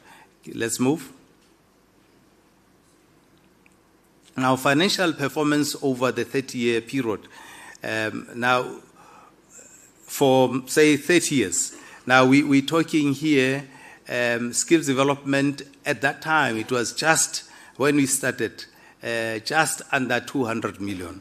But now in our 30th year of being established or in business, we are now talking 1.7 billion. This is how we have grown as a sector.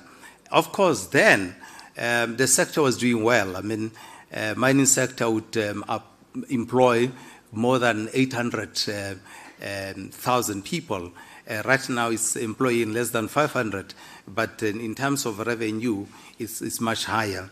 And this is what we have spent. Mandatory grant paid back to the sector is about 6.3 billion. That is the money that went back to the sector.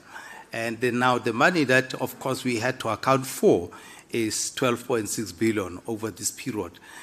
So this is where we are at. So as people, whether it's politicians, people must understand to say we have dual accountability, that is employers as well as the city itself in terms of accounting for these monies.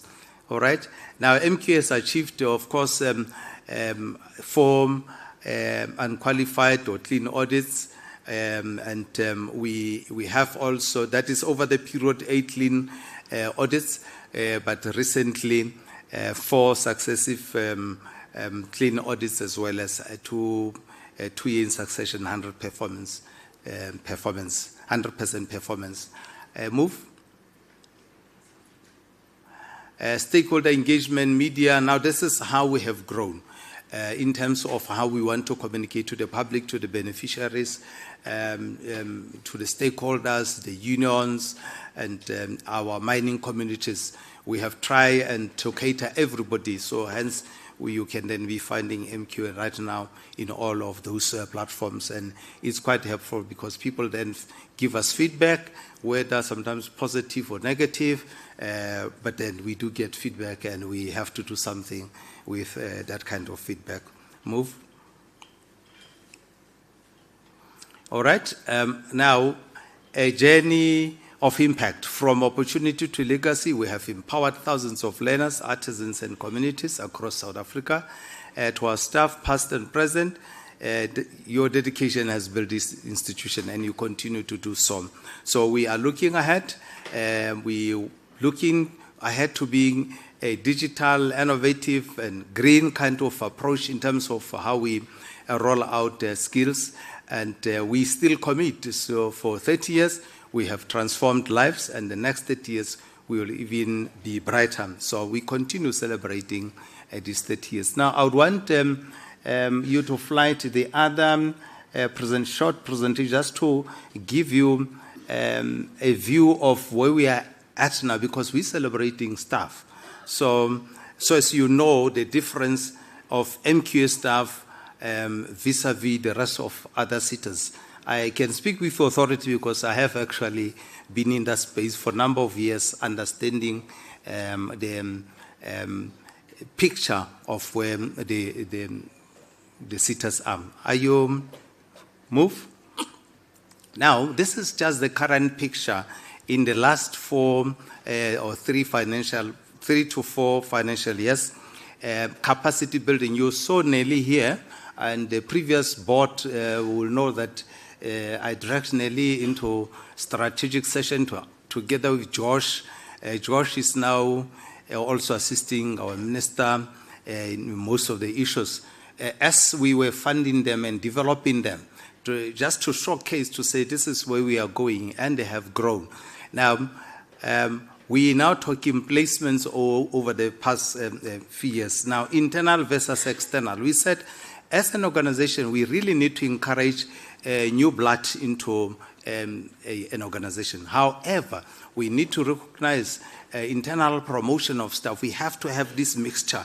There is value to that. We don't have time to expand much on that, but you can see from 2023, 2024, out of 18 total placements, that's 5 were internal placements and 13 were external placements, to say we're starting now to benefit from the people coming from outside. And 2024, 25, you see 49, you can see how it's beginning to change. Internal placement is much higher vis-a-vis the external one.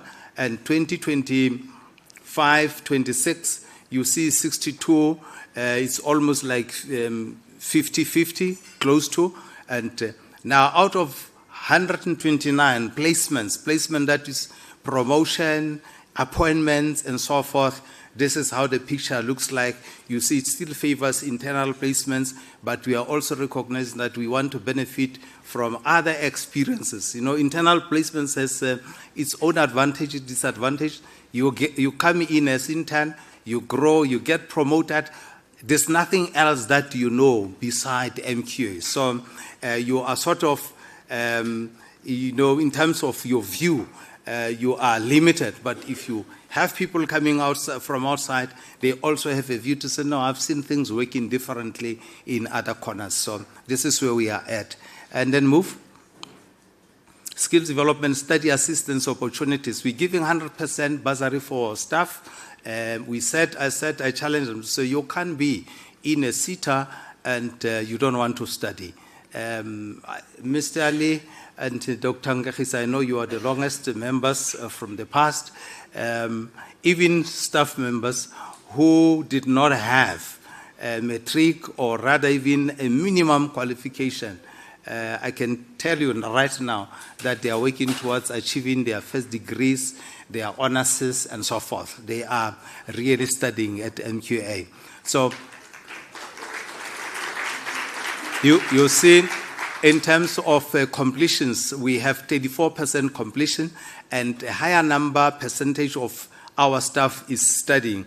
Look at that slide, the study assistance, January 2021 to where we are at, the completed is about 34%, which about 47 of the employees. And I can tell you now that 93% of our employees, out of 160, around 160, they are busy studying, 93.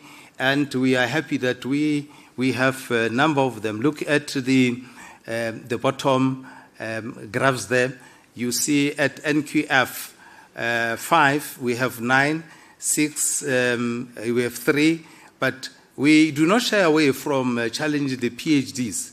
There we are, we have 2, and we have many others. You might have Nelly saying she's going there. And now we're having a lot of masters, people qualifying, and currently you can see where we are at. So I can vouch that we can go and check any other cities. It will be difficult to compare them with MQA staff when coming to self-development, long-term learning, as well as the kind of achievement that we are having. Move to the last slide. I think I'll only stop with this slide. This is where we are at now to say at what levels, positions are these colleagues, officers, 13% of them, they have just completed. Senior administrators, 12 of them. Managers at 8, executive at 3. Even executive, I do challenge them to say you must study. And even interns, we said once you are an intern, we have to encourage you to continue learning. I also had to take a program up until the executive corporate services. I'm beyond continue learning. So, but at least MQ did fund my postgraduate diploma from Emeritus. So let me stop here. There's much more, but because we want to celebrate these colleagues here, and also for the board to see that these colleagues are willing and they are doing their level best. And I do agree with the comrade that spoke here. As an organization, we need to be professional, we need to be firm, we give people a chance, but we are also very firm, because if we don't do that, we'll never have a country. God bless you.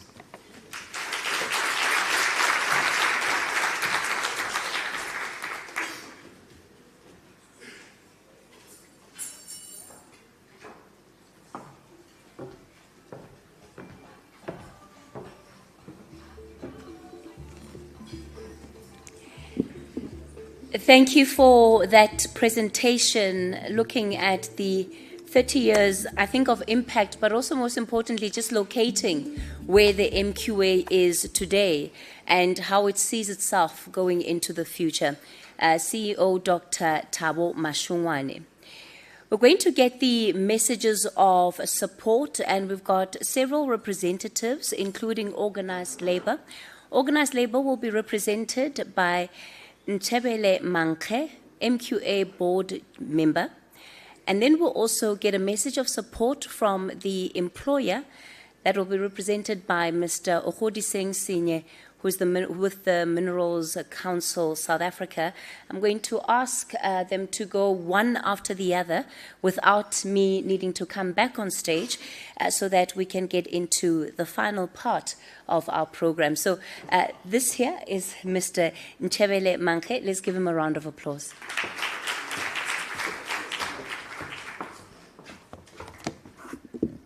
First of all, we congratulate Bafana Bafana for qualifying for the knockout stages for the first time. Friends, colleagues, and everyone, my message today is it's biblical. There are no records in the Bible that suggest that Luke and John have ever met personally. We know the relation between Jesus and John. But the Bible does not tell us that Luke and John ever met. However, when you read their writings, we find that there are similarities in writing. They tell the story of Jesus similarly. My opening greetings today is peace be unto you. Khotso be le lena. Ukuthula kube nani. Uqolo lube nani. These are the words that Jesus spoke to his disciples. When you look at these two characters that they've never met, Luke and John, those who are legalistic in their approach, they will then apply the doctrine of balance of probability. They triangulate data. Most of us here, we understand the different system between before and after 1994.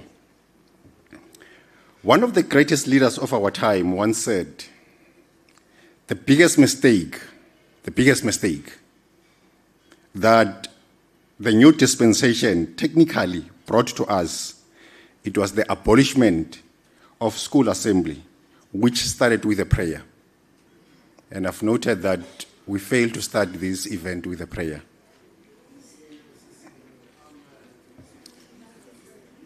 According to this leader, school assembly helped to instill discipline, respect, and good value in learners. They created a sense of order, accountability within the schools. Today, that system no longer exists in many of our schools. As a result, people believe that discipline has declined and the level of disorder and chaos in some of the school it's going down, it's a concern. My message of support on behalf of the organized labor, chairperson of the board, members of the board, deputy minister, leaders from organized labor, business, government, distinguished guests, ladies and gentlemen, peace be unto you. Peace be unto you are words of hope, unity, reassurance. They are also fitting words as we gather here today to celebrate 30 years of MQA. A journey dedicated to empower people with education, skills development, and opportunities. The Bible reminds us in Ecclesiastes 9, verse 10, whatever your hand finds to do, do it with all your might. This verse teaches us that every worker deserves the opportunity to develop their skills and to serve with excellence. We also remember Proverbs 22, verse 9. Do you see someone skilled in their work? They will stand before the kings. Skills development is not only an investment in people, it is an investment in the future of the country. As organized labor, we remain committed to work together with government, employers, the MQA to build the mining industry that is skilled, safe, inclusive, and create opportunities for all. Congratulations to MQA for this important milestone. May God continue to bless you and guide you as MQA as you empower future generation. As we try to find the right coordinates for the skills of the future, I don't mean to expose myself, but I found myself stuck with a research topic that deals with algorithm systems and the algorithm decisions, meaning automated decision. And when you unpack this subject matter, it's broad, it's deep, and it's technical by nature. We need to be rooted as the country in the STEM skills, which is science, technology, engineering, which is the future of the world. When you take China and US, they are leading in research. I got the shock of my life to read the research when they did these small cars called Quid. They've conducted a research around Quid. It's a very interesting study. In conclusion, the former state president Nelson Mandela once said, in conclusion, the former state president Nelson Mandela once said, open quote, our talks to the enemy was as a result of the domination of the brain over emotions, close quote. Amandla, and happy birthday to MQA.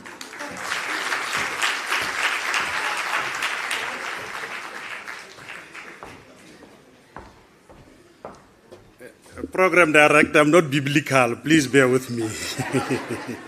That's the disclaimer.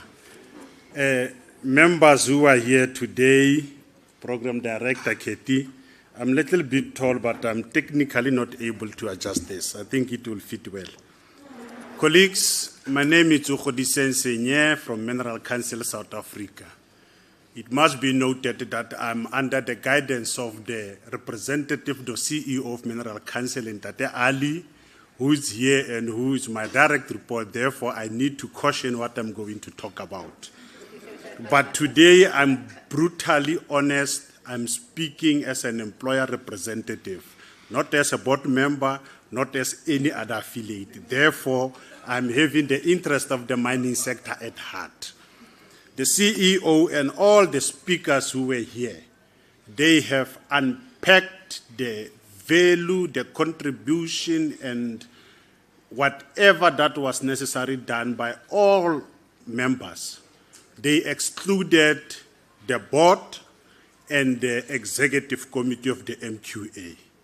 Allow me then to rise on the protocol that everything rise and fall on leaders, and to acknowledge those who were present when this CETA was conceptualized under Section 45 and 46 of Mine Health and Safety Act. And by virtue of that, Dr. Nkagisang, it gave permanent chairperson of this CETA to the Chief Inspector of Mines. The intention was clear to ensure that under no circumstances is this CETA losing its value, its relationship, its impact in the mining and mineral sector. Allow me again to acknowledge all the board members, employer and organized labor who were before us, the likes of Ntate Mabena, the likes of Ntate Teteme, the likes of Ntate Mushtaq Ali, because he handed over the baton to me to really make sure that the agenda of the mining sector is properly captured in what Nelly said is the SSP. It must reflect the agenda of the mining industry. And since its inception up until now, the board members and the executive drew strength from a very important document that was adopted in 1993 by a gentleman who was an attorney by profession and a Supreme Court judge by the name of King. And then he versioned whatever that was scripted to be the guiding principles of any corporate into King 1, King 2, King 3, and King 4. He have now, under the latest version, which was promulgated on the 31st of January, is the King 5 report. But all those principles of the King, they were central to ensuring that good governance is prevalent across the board members who are presiding over issues that are affecting every corporate structure in the country, including Schedule 3 institution that is MQA, that is presided over this board that is sitting here, and the executive and the board chairperson. So it's important, colleagues, that when we celebrate today, let's look at what happened on the leadership sphere of MQA and the leaders that rose to the level of commitment, transparent leadership, and all other characteristics that give us the privilege to can celebrate the way we are celebrating Mr. Ali. The CETA terrain is very complex. Katie can bear testimony to that. She's in the media space. It is one of the most talked about business in media. When you go to Parliament, there are young people who are there by the name of Sihle and Karabo. When they talk about CETA, it looks like they have worked in CETAs. But the MQA remained resilient. The MQA remained composed in not associating themselves with the landscape narrative that how CETAs are. And as Mineral Council South Africa, we are applauding the leadership of both the executive and the board members that ensure that composition, articulation, and accountability remain the core integral definition of victory of the leadership of the board. Ntate Mashongwane and the board chairperson, we really appreciate. Colleagues, the terrain at which the sitters are going at, it's very disturbing. Very disturbing in the sense that when you go to the news, you will understand the challenges of sitters. You go to construction sitter, you go to any other sitter. There are challenges, but the MQA remain composed in how they define their commitments to the corporate, to the DHEAD, to the Mine Health and Safety Council, to the students who were here, who testified that their journey was a journey that never had any inflated pain of non-payment or abandoning them along the journey of their learning. And the CEO just presented now that even now, they are still believing in continuous learning and development. And that is a competitive edge that the MQA found itself. In this whole 30 years, we are saying to you, colleagues, that you have proven what the definition of resilience is. You have ensured that in your journey, when you traction forward, you have included all the stakeholders who should contribute and be beneficiaries to the broader vision of what is it that is defined in your objective. I just want to thank the board members, whom they are my colleagues when I'm wearing the board cap, that for your leadership and your guidance to the executive, which translated those guidance to the staff members who made sure that the recipient of the MQA processes and the proceeds is done in such a way that it warranted us the ability to can gather in this building and celebrate without any fear of doubt that the MQA has done it. I wish you a happy birthday. I wish that you remain focused in what you define as victory. Mineral Council South Africa, in the presence of Ntate Ali, wish you all of the best and enjoy your birthday. Thank you.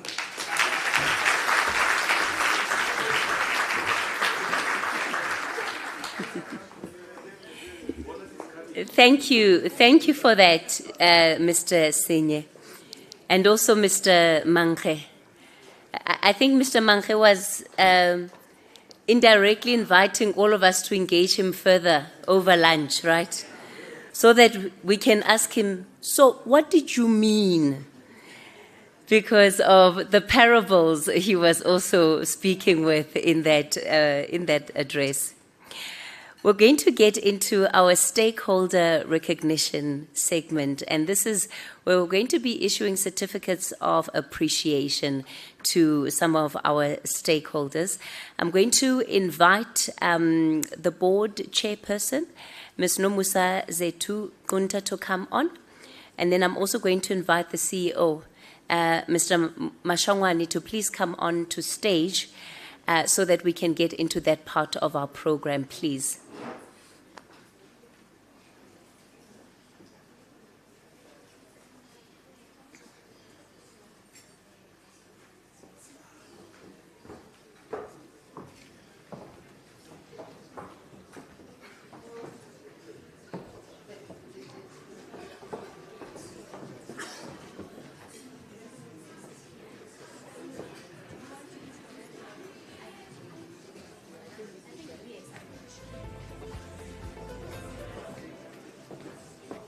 Okay. Once again, board members,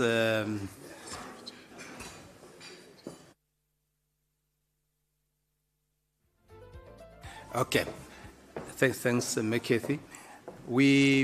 Of course, we have many stakeholders in the MQA, but now that we're celebrating 30 years, we then said we are just going to be acknowledging the founding stakeholders, and it's about 4 of them. Of course, they kept on changing names, you know. The Chamber of Mines, at that time, it is now Minerals Council of South Africa, but it is formerly known Chamber of Mines. is one of the main key stakeholders. The MPR, at that stage, you know, the way this department has changed names so many times, we'll stick to, then it was DMRE, all right? It was DMRE. It's one key stakeholder. And we also then have, at that stage, there was only one union playing a major role in this space. It was NUM. And we want to acknowledge them because they are a founding union at that time. And the last coordinating department, I know it was not necessarily DHET, it was Department of Labor then. But then about 8 years later, it was then DHET. So these are the four main key stakeholders that would want to recognize, and they have reps, and they're also going to be giving a short message of whether appreciation or support. You had Mr. Senye continuously talking of Mr. Ali, so people will know who Mr. Ali is. Okay. So can we then have all of those stakeholder reps coming forward? We have Ntate Comrade Lefty Mashiko, the National Secretary for Education for NUM, representing NUM on behalf of NUM. And we have Mr. Mushtaq Ali, representing Minerals Council. Please come forward.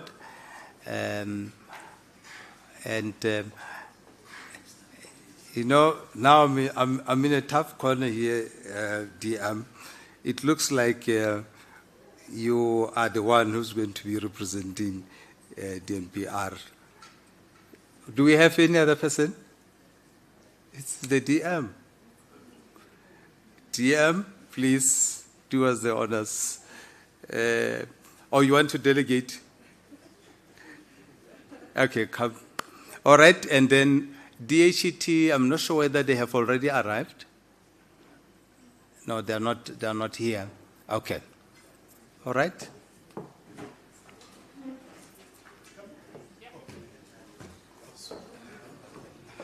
A round of applause.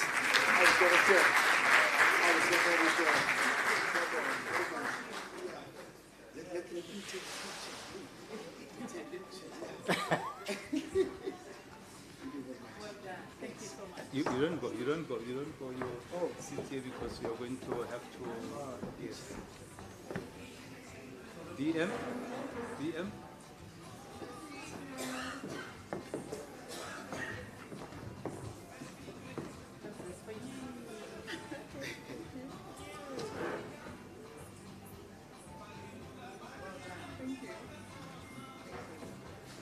DM, don't go.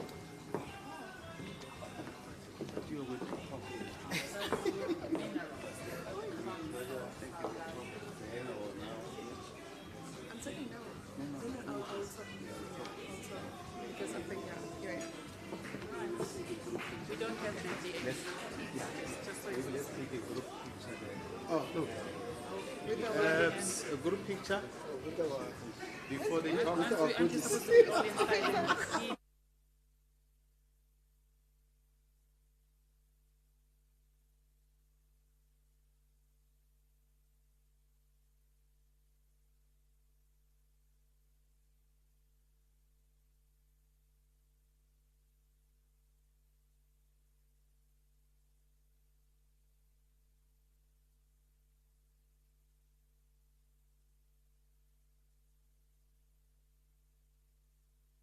Given that the DM is, of course, having her own slot, she will not speak now, but the other two colleagues will then have to give us their comments.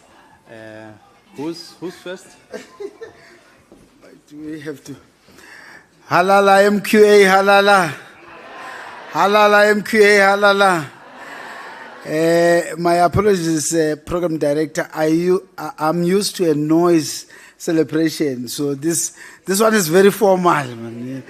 You know, but it's okay. Good afternoon.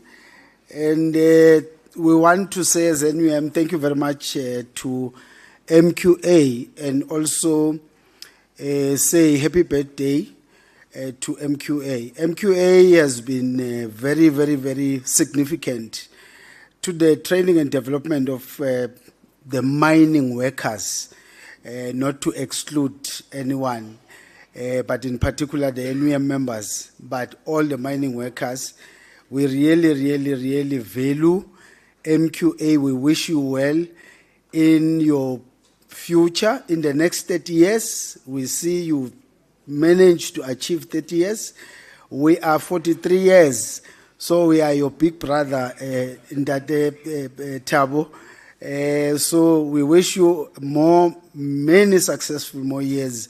We wish more partnership and collaboration.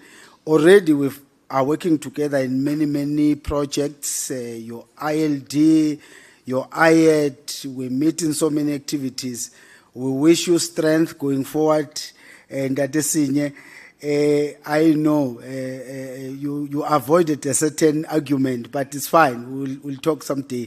We wish the staff, as other speakers have said, resilience, guys. We wish you well. Continue to be pillars and the strength of MQA. Happy birthday, MQA. Happy birthday.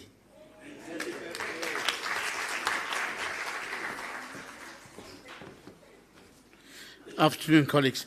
Doc, I gotta say, you keep on making this mistake where you say to me, come and say something, and when you give me a mic, I'm going to give you a keynote address. So you're probably going to sit here till dinner time. But firstly, let me say, Honourable Deputy Minister, it's great seeing you always in these platforms. One appreciates your support to the sector as well. I think I'm making a habit of bumping into yourself as well, and Chairperson, and all the delegates that are here today. I was actually saying to someone this morning, it was so great seeing some of the colleagues, and I don't know, where's But Mashaba? Phineas. I saw him this morning, and I was thinking wow, I haven't seen you in a while. And I remember my days coming into the MQA as a board member, and I used to arrive there normally like I do, very, very early in the morning. And Phineas would be there with his big beaming smile, even though how depressed I was looking that morning, but to welcome me. I used to always stop by at the reception as well from time to time and bump into Portia. And I saw this morning, apologies that I keep on teasing you about your height, but it was our own inside joke around that. Mtanam, Nelly, I am so very proud of you. I've watched you walk this journey, and everyone keeps on asking me, why does she call you Daddy? And that's why I call him Tanam. But she's grown up under, our wings. And it's great, Doc, to see that you're growing your own through the organization. I see many of the people that I've seen in the past, and I'm so very proud of what you've achieved over that space of time. A lot of times, the efforts and the inputs that you give to this organization goes unrecognized. And it goes unrecognized because you are in the engine room. I used to love walking, and I don't know if the board does it these days, but I used to love arriving at the MQA and walking via the offices into the upstairs boardroom. And the reason I used to love doing that is because I could then interact now and again with the staff members of the MQA and tell them, you are really, really appreciated in whatever you are doing at the MQA, be it from your lowest level up to your highest level. And you should be very proud of where you've arrived currently. Dr. T, you might remember as well, I used to get into trouble when I used to be the deputy chairperson of the NSA, and we used to visit the MQA. And my chairperson of the NSA used to always turn around and say to me, Mushtaq, you're not allowed to speak. I say, no, that's fine, but I just want to tell you the MQA is the best seater in the country. Whether you like or not, it's the best seater. And even when we used to go back to our National Skills Authority meetings, they used to say, you're biased. And I say, no, the numbers, the achievements, and what they are doing speaks for itself. So keep up the great work. Doc, in terms of the Minerals Council of South Africa and the Chamber of Mines, I don't want to stand here and give you a history of our relationship. I wanted to say to Dati from NUM, you know what, they may be 40-odd years, you may be 30 years. Chamber of Mines is over 100 years. So I don't know how you'd classify us as your partner, but we remain committed to the work you're doing at MQA. We appreciate the way we can interact with each other. Not just on platforms where we celebrate each other, but platforms like the one we had yesterday as well, where we can robustly engage and keep making sure that we take this mining sector forward in the way it needs to. You are much appreciated, and thank you very much, and congratulations on a great, great achievement. The one reason why you are not called CETA in your name is because you're the pioneer of education, training, and development in this space. All the other 20 have CETA at the end of their names. You are called the Mining Qualifications Authority because you are the pioneer. Thank you for your service.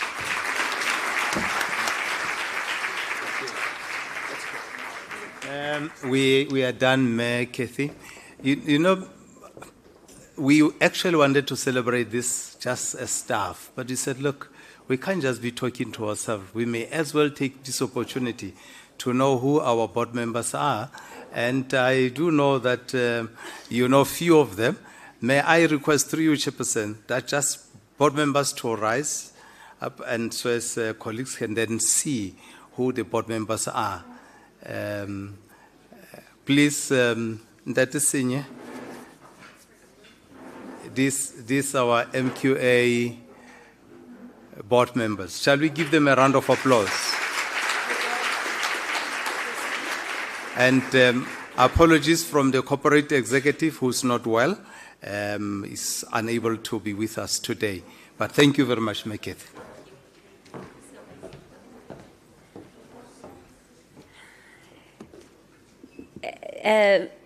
CEO, thank you for that, because you've made something clear for me today.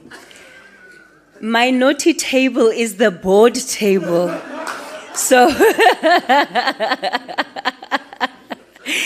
that's a secret you probably wanted held undercover, right?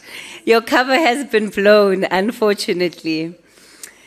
Ladies and gentlemen, we're almost towards the end of our program. The only thing standing between us and lunch, and no pressure, is going to be the Deputy Minister for the Department of Minerals, Petroleum and Resources, Ms. Phumzile Mgcina. Let's give her a round of applause as she comes up.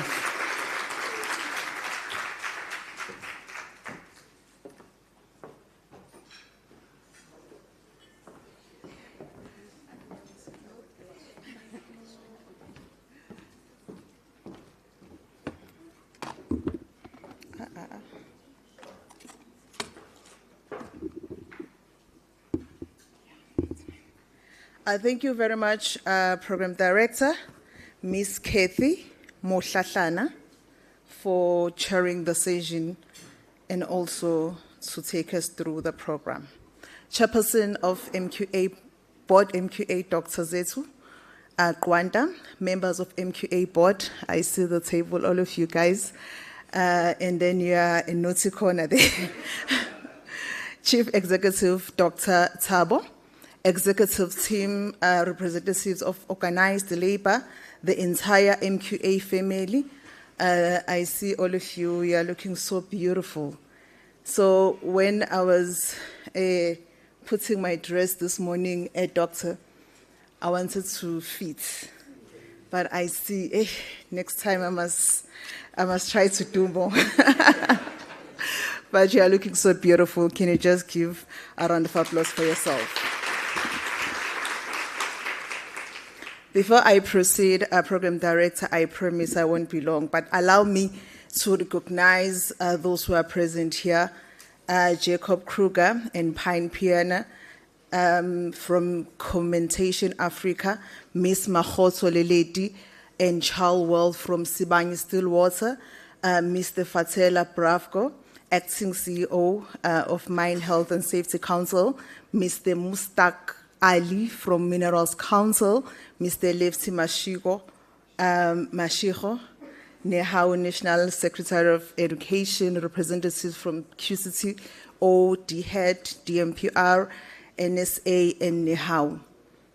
Chairperson of the board, I know that the SITA now belongs to DHED, and now you're accounting to DHED. But as a department, we are the one who are benefiting from your skills, from your commitments. So I'm here to appreciate, as much as we've been working together as a department for the longest time, but after ISITA has been moved from our department to DHED, we said we are moving with you.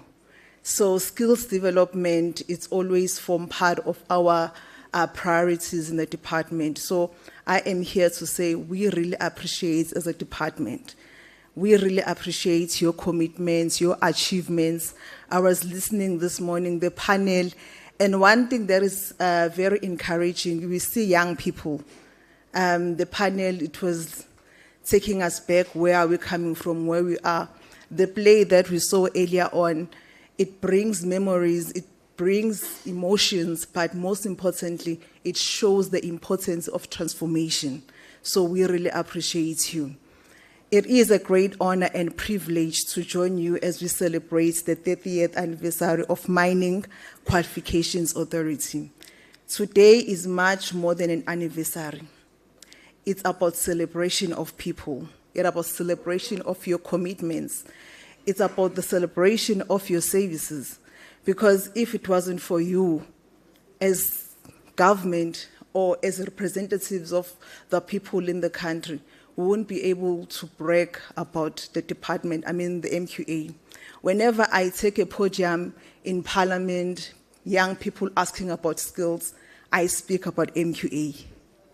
If it wasn't for you guys, it was going to be difficult for me to speak about skills. So thank you very much. Today, we are here to celebrate you.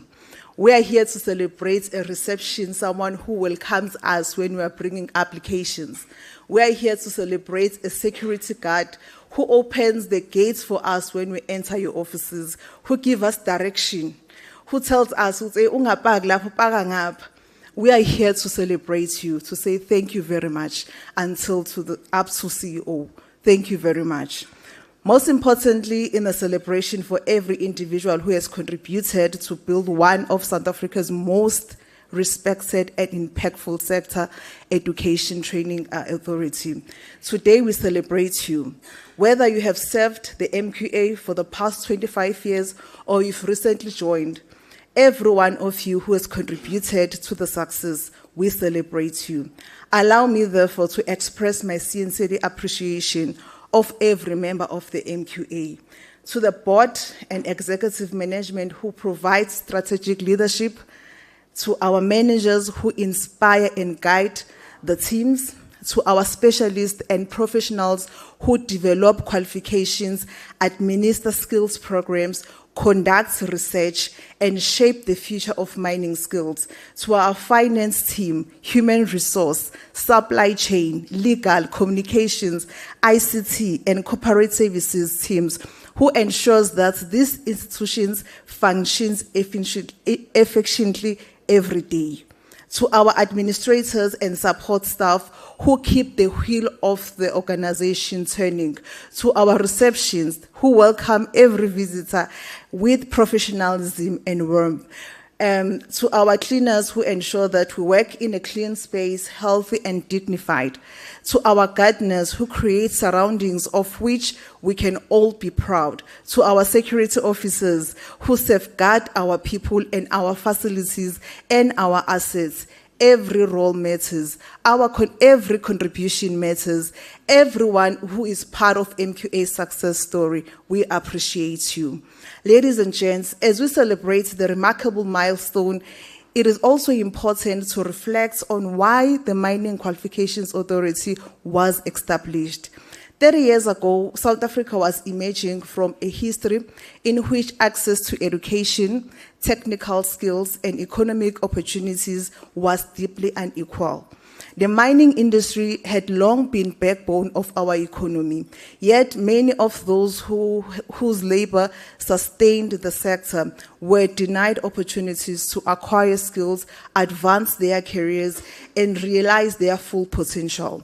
With the dawn of democracy came a new vision, a vision that recognizes the sustainable transformation required more than policy reform. It required investment in people. Government therefore established the sector education and training authorities to build a skilled workforce capable of driving economic growth, transformation, and competitiveness.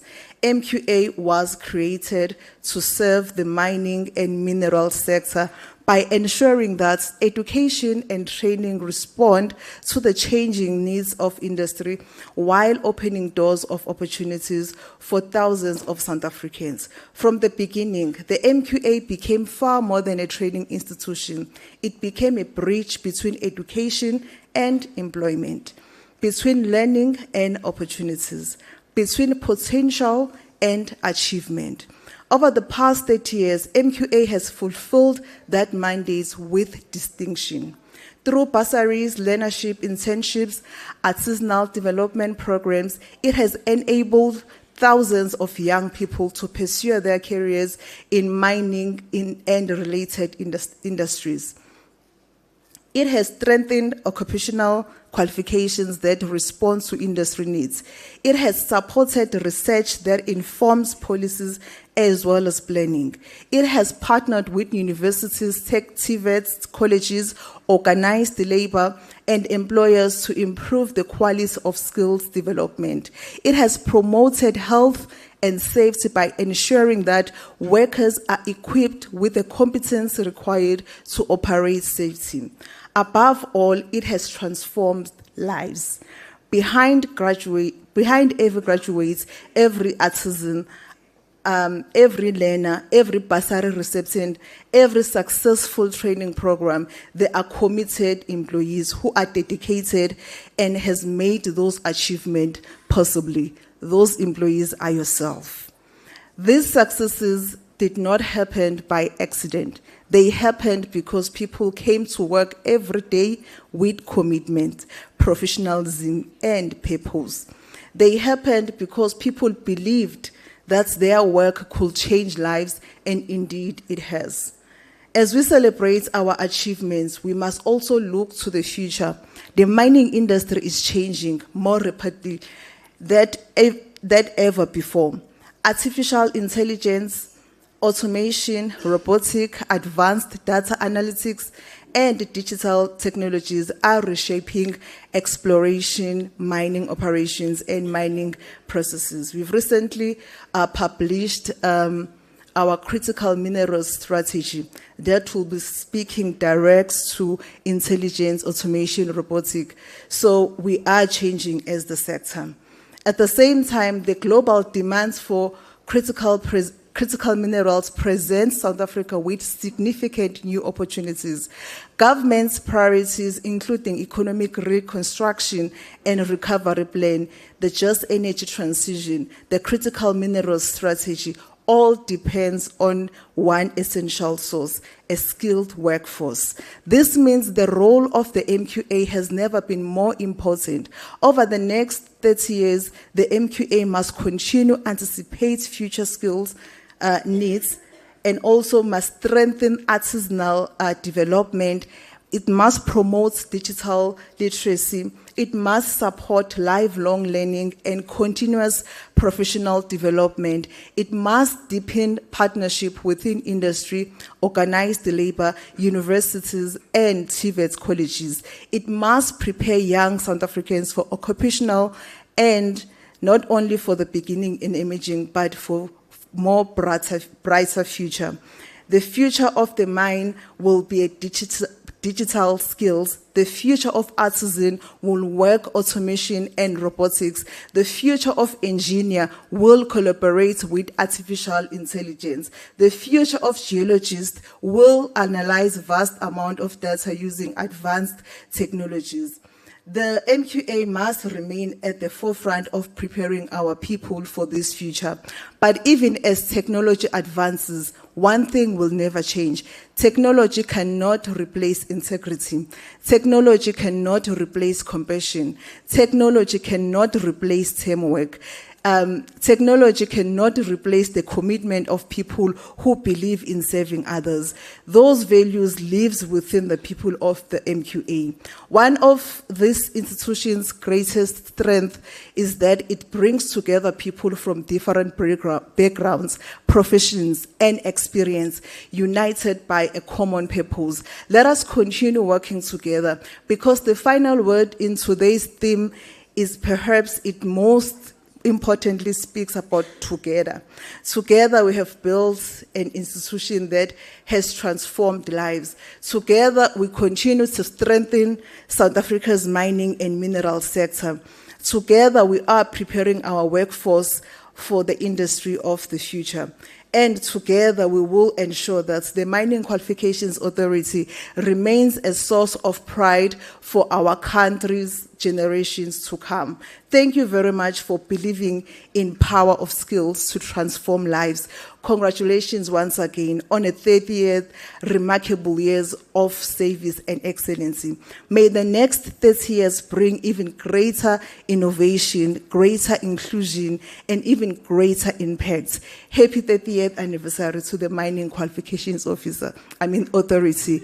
But also, I want to say, siyabonga kakhulu kubona bonke abasebenzi abenza umsebenzi wethu njengo government ubelula. Siyabonga.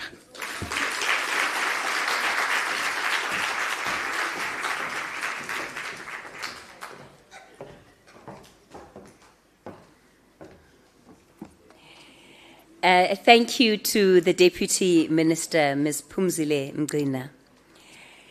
Okay, we are at the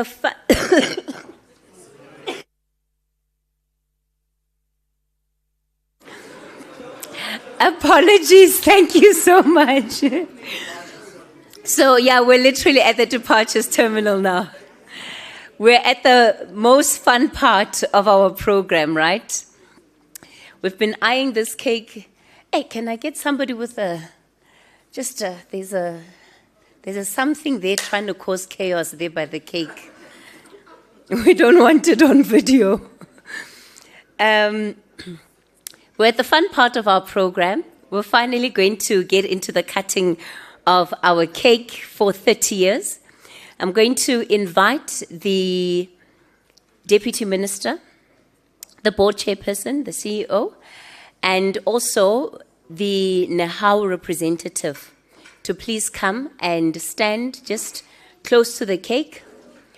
And I'm going to ask the Jezel brothers to please come on stage and join me as we get ready to cut the cake. So if you start seeing a bit of chaos, it's because there's a fly that's roaming around the cake. And so we're trying to manage it. We need to manage it. Otherwise, it's going to create a problem for us.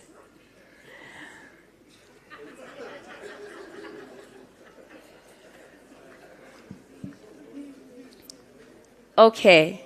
So the Jezel brothers, we're going to invite you to please lead us in singing Happy Birthday for the MQA, after which and during which the officials here in front of me will then get into the cake cutting ceremony. They will cut the cake when they are ready, but if you can please lead us in that song. Happy birthday to you. Happy birthday to you. Happy birthday, dear MQA. Happy birthday to you. Happy birthday to you. Happy birthday to you. Happy birthday, MQA. Happy birthday to you. Everybody. Happy birthday to you. Happy birthday to you. Happy birthday, MQA. Happy birthday to you. Hip hip. Thank you so much. Happy birthday, MQA!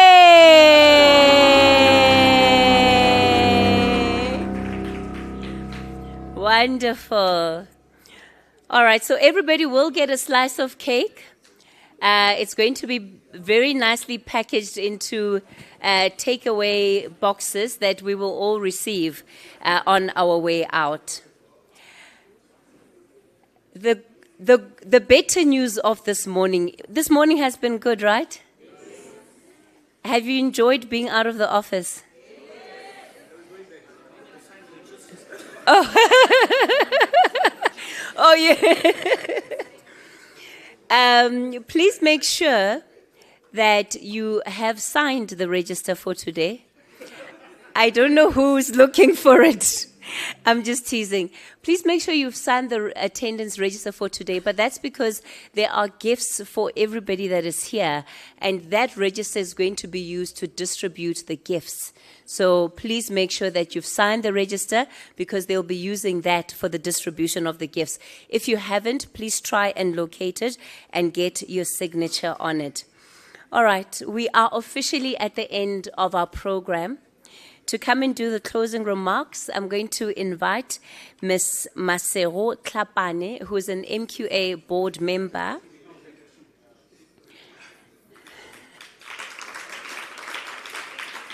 To do the final close.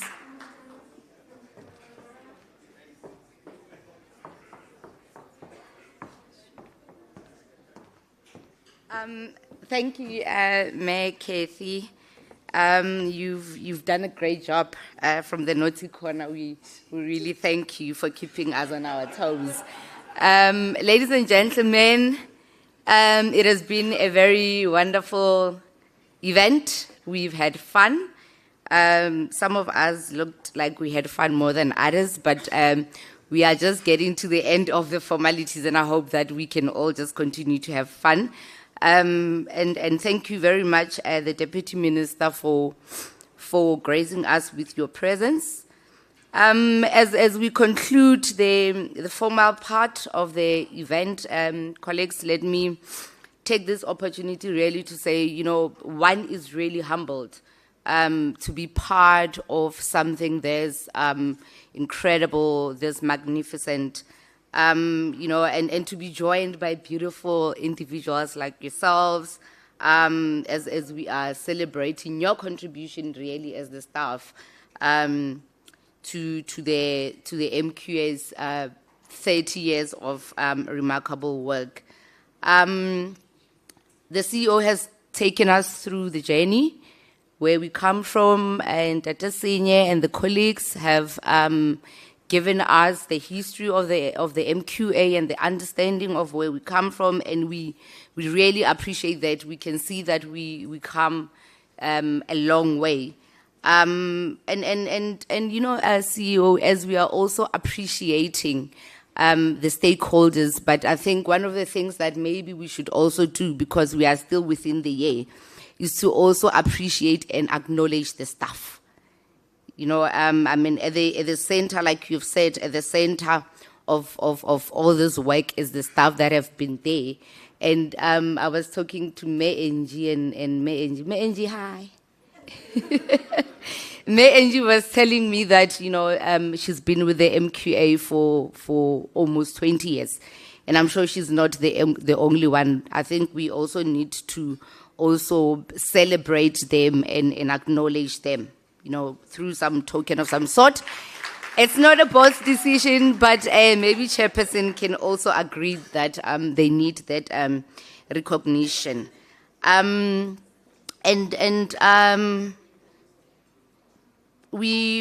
would also like to extend my appreciation to the staff members, everyone, as I've also indicated. Your commitment, your professionalism has made this day possible. you are the heart of this organization. Don't ever feel that your hard work is not appreciated.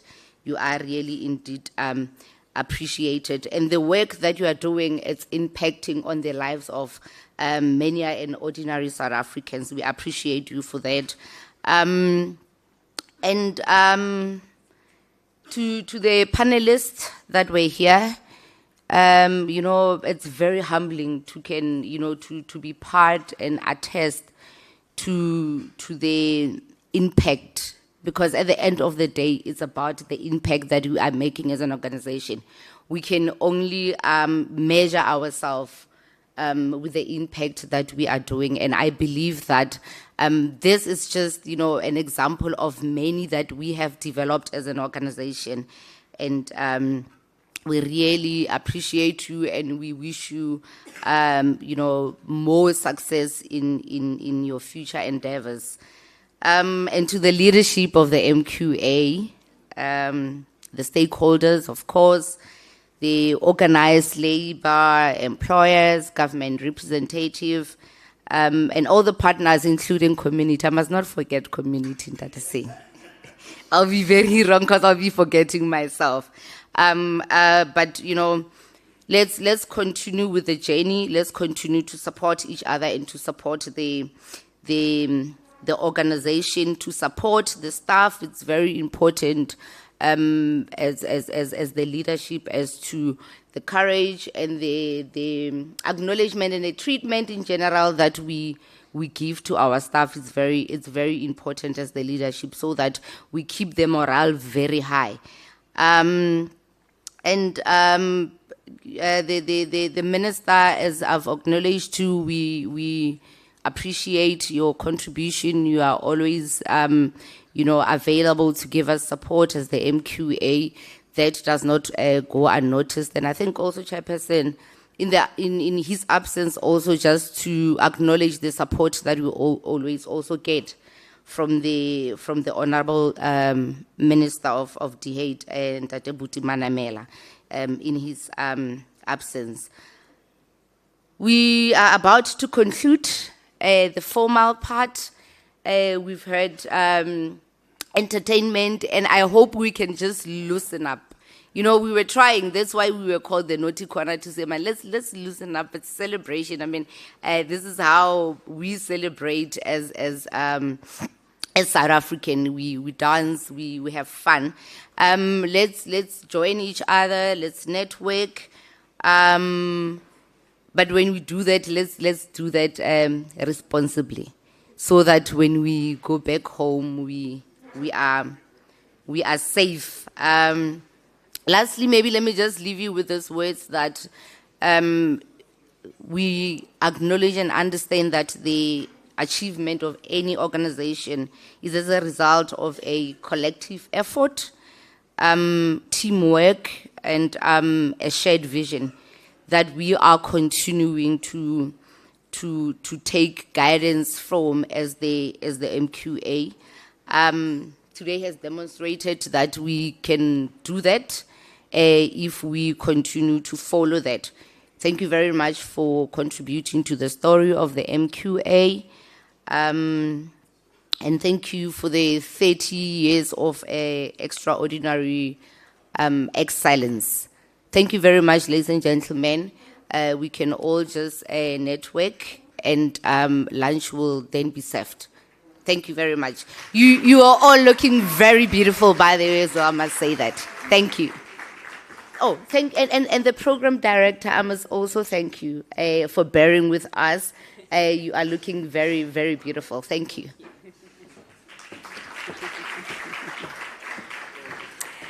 Thank you, Ms. Tlhapane.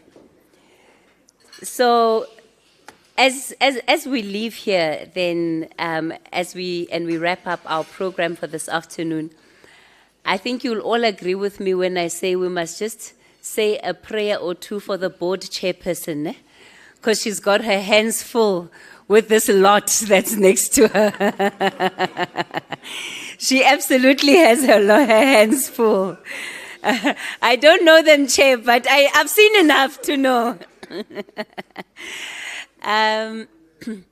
Ladies and gentlemen, we're officially at the end of the program.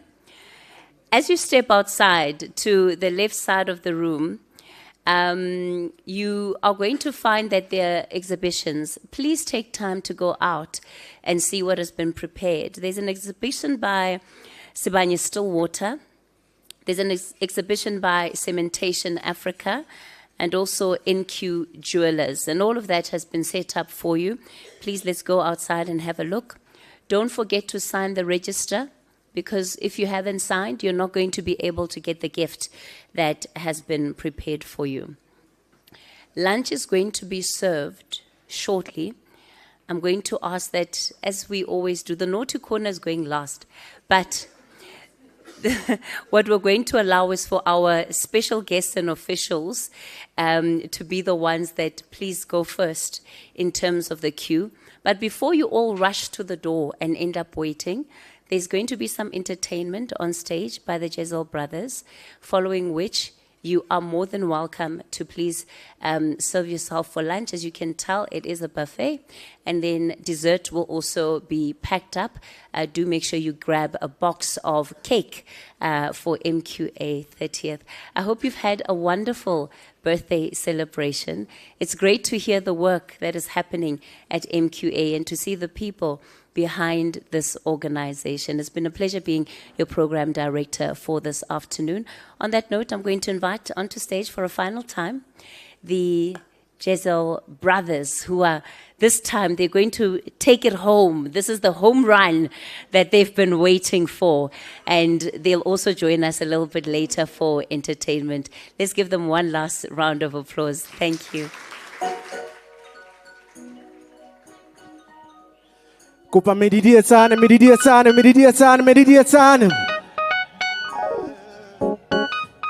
Push it back.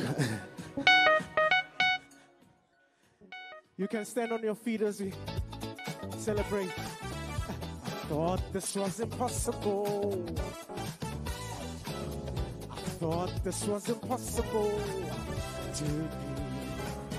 Didn't know what to say. Didn't know what to do.